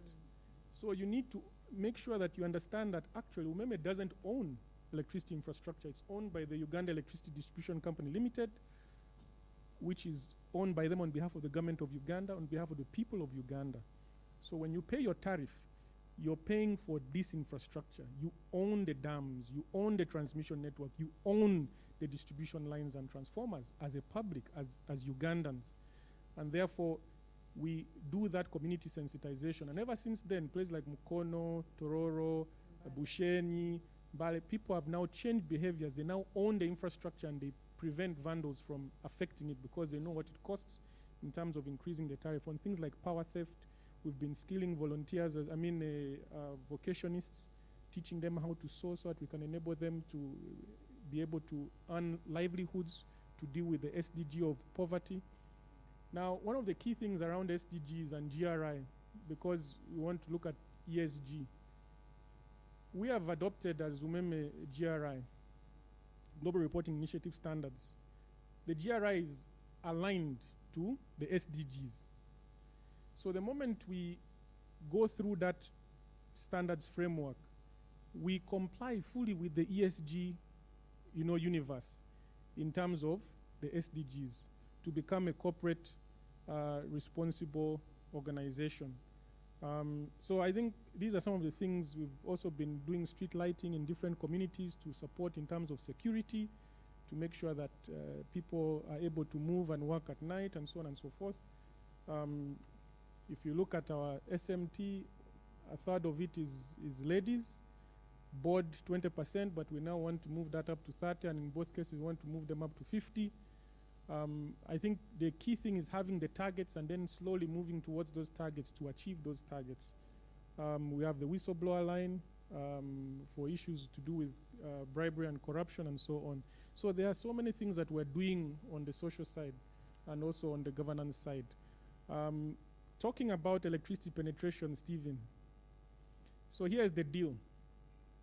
When we took over as UMEME, we had a situation where in 1954, the government of Uganda switched on the first dam, Owen Falls Dam as it was called at that time, now Nalubali. And from 1954 to 2005, when UMEME took over, the government in 51 years connected 290,000 customers.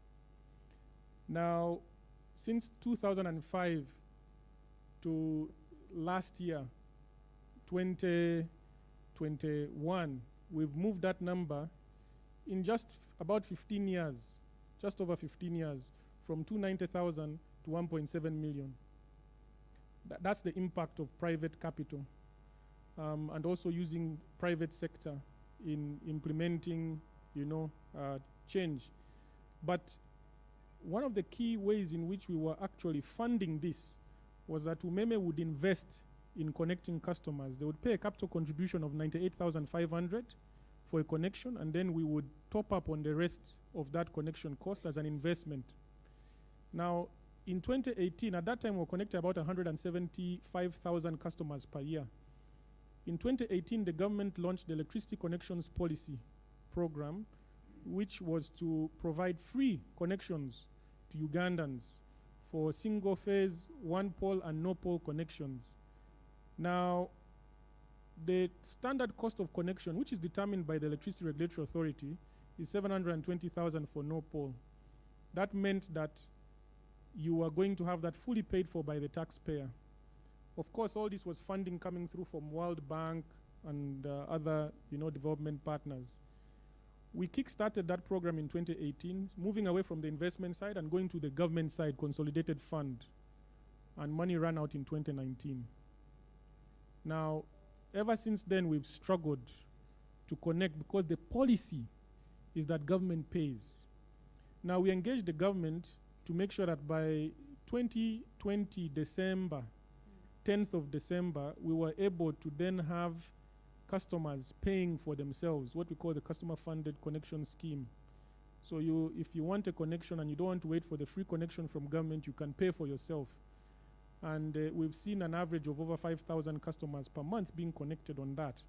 Now, as I mentioned, I'm leaving here and I'll be going to another session where we'll be discussing the Energy Access Scale-Up project to bring about $600 million. They want to connect over 1 million customers in the shortest possible time.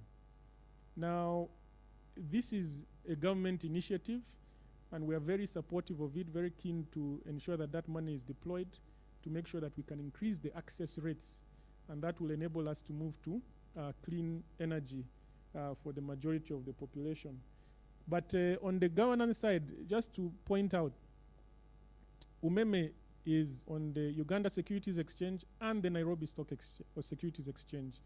And so earlier this year, the Nairobi Securities Exchange issued regulations relating to sustainability reporting, which we must comply with. So we are actually regulated by the Capital Markets Authority Uganda, Uganda Securities Exchange, the Capital Markets Authority Kenya, the Nairobi Securities Exchange, the Electricity Regulatory Authority, on top of having to comply with the normal laws and regulations within Uganda. So we are regulated all the way through to the neck, and everybody is looking to make sure that we are doing the right thing. Even the Electricity Regulatory Authority has its own guidance on corporate governance standards. So we have to report every year on corporate governance, report also to the Capital Markets Authority Kenya on corporate governance. We have to fill in all these things. As Kathy indicated, every time they want to give us money, the financials, we have to go through all those questions that you were asked, and so on and so forth. And we have to comply with everything. So we are definitely there, I think, on the governance side. I'm sorry for taking up so much time, but this is a topic that's very close to our hearts. Thank you. Thank you so much. Blessings. Thank you. A round of applause for our panelists. Ladies and gentlemen, I think in the interest of time, we've come to the end of this session. We have quite a number of questions. What this space will forward them to the panelists. For those online, we have also quite a number of questions. This is to emphasize the importance of this topic. I think we are growing interest in the ESG space, and I'm happy that the way Blessing and the rest of the team have carried us with the trends and the development, and the next stage, like he said, set a target and work towards the target. And it's quite insightful. I think we should be thinking about ESG as part of our CPD, so we can have more deeper conversations in the coming weeks to months. Thank you so much. I will now allow our panelists to take the seat. And thank you, Norbert, for Yeah, please go ahead with your group photo. Yeah, I think Norbert, you want to join the team? This opportunity and for ACCA choosing to work with Nation Media Group. This is the second time in a row that we are working with ACCA on the CFO Awards. And for us, this is a great opportunity because the vision and objectives of these awards are very much in line with what we want, where we want to be as Nation Media Group. As a group, we've transitioned from your traditional media house where you went, bought a copy of the Daily Monitor, read a story, and probably used the paper to light your sigiri in, later in the evening. We are now trying to give more impact beyond the stories that you read from our media platforms. And we want stories that improve people's livelihoods, stories that actually change someone's life from where they are to the next best platform.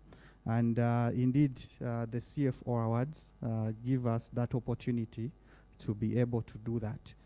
So I want to thank you again and the organizers for this wonderful opportunity. And I can only pledge nothing but the best coverage from Nation Media Group. Thank you.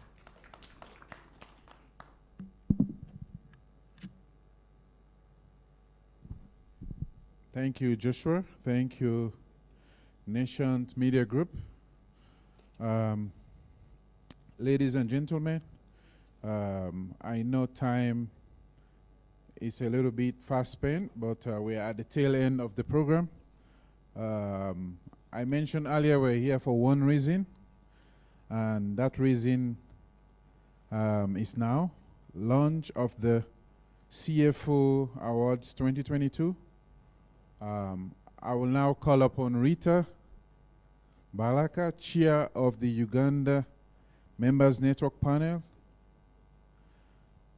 to officially launch the CFO. Please give her a round of applause as she makes her to officially launch the CFO Awards 2022 and also give us a closing remark. Thank you very much. Thank you, Moses. And again, good morning, ladies and gentlemen. And it's been a very, very warm morning. ESG, that's where we all are. I'm just thinking ESG, ESG. And I was looking at the panel and saying, my God, it's good I'm out of that now, because now I'm on the governance side more than the operations side. So I was saying, okay, I also need to take it back to the boards where I am. But thank you so much. I want to first start to thank Deloitte, our partner. Thank you so much.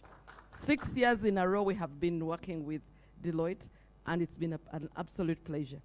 And we are looking out for much more partnerships. Nation Media, thank you for joining, and we look forward to much, much more. And I know you'll give us good coverage. You've always done so, so thank you so much. And the panelists, what a wonderful team we had. We had, first of all, our keynote speaker, Nelson Muhumuza. I don't know if he's still online. He gave us the background, and actually that ignited the whole conversation. But we have had Blessings, Shaho, Dorothy Kabagambe, Kathy Adengo, my former, I think she's moved out a bit, and then Stevens Mwanje. Stevens Mwanje, it's a long relationship, he always tells you about it. I saw him start to work, and I'm so proud of what he has been able to achieve up to now. And of course, moderated by no one but Norbert Kagoro. It's been wonderful. I think we all have a lot of things to think about as we go back, and not to undermine this agenda. But I wanted to just thank Charlotte as well and your team for putting this together. I think everybody deserves a loud clap for that. But where I am sitting and where we are from the MNP panel, I think this was a very good topic that came up, and it's taking us to where the future is. I know last year we had risk, This year now we are looking at ESG, and that's where the world is going. In Uganda, we may think we are not there, but there's a lot that's happening. And I'd just like to look at our government. If you look at how they have driven the social agenda, I think that's one place where we have to commend, much as it's not really very visible. If you just look at our parliament, we've looked at boards, parastatal boards. If it doesn't have the social side, it will be disbanded. I'm on one now where I'm the only lady, and we're being challenged to try to get more ladies onto that board. So for the government, I think they're trying, but we probably need to work together to put this in more stringent laws and regulations. I was looking at my friend here in the front. I'm saying, I wonder how many women are in the army in the leadership there. We want to see more of that as well, reflected everywhere, so that then, as women, you know, Dorothy said it, you can't underestimate the power of women. Where you put women, things will move. So I'm a promoter of that. I wanted to go to why we're here, the CFO Awards. This time we are going to focus on the ESG chapter. But in the same sectors, like we had last time, the categories are the same. These awards are running from now.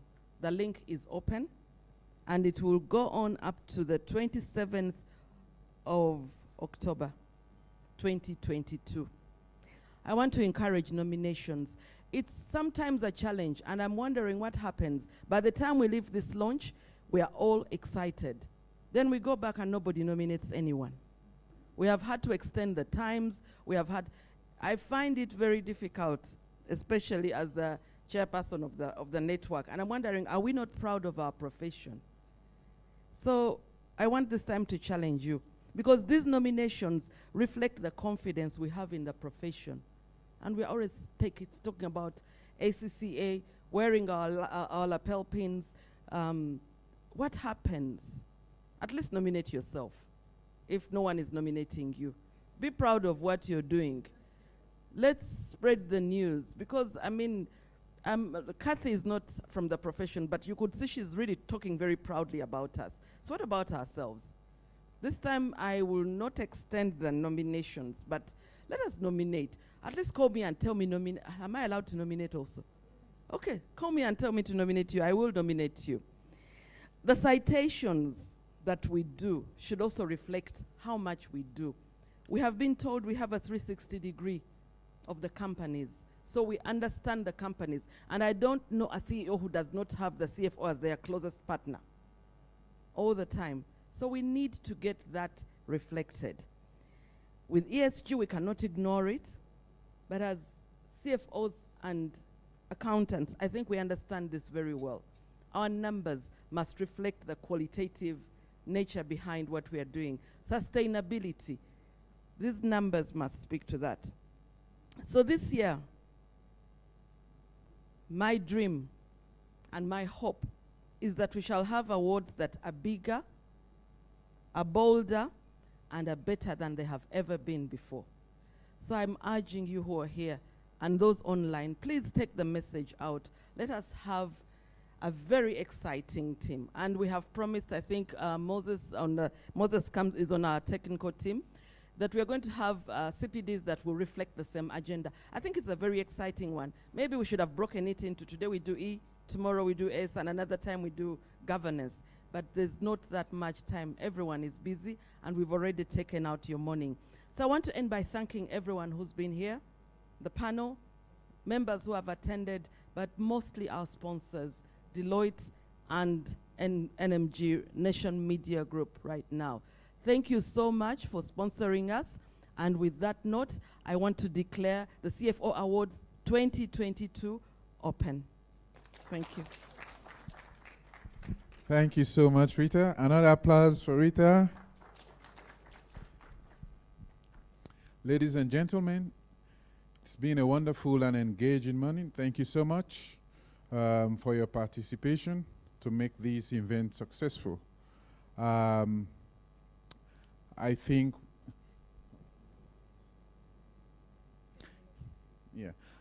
yes, so for those of our colleagues online, the link had been shared. Please, as Rita appealed earlier, let's nominate our colleagues, let's nominate ourselves for the CFO Awards. I think one secret I didn't give you out for those of you who don't know me well, I'm a previous winner of 3 categories of the CFO Award, so I'm proud to represent the CFO Award here. Thank you so much, ACCA and Deloitte, and now Nations Media Group. Ladies and gentlemen, thank you for having you. It's been my pleasure. And please, we call the session to a close. For those online, you can leave at will. Thank you. See you another time. Have a nice day.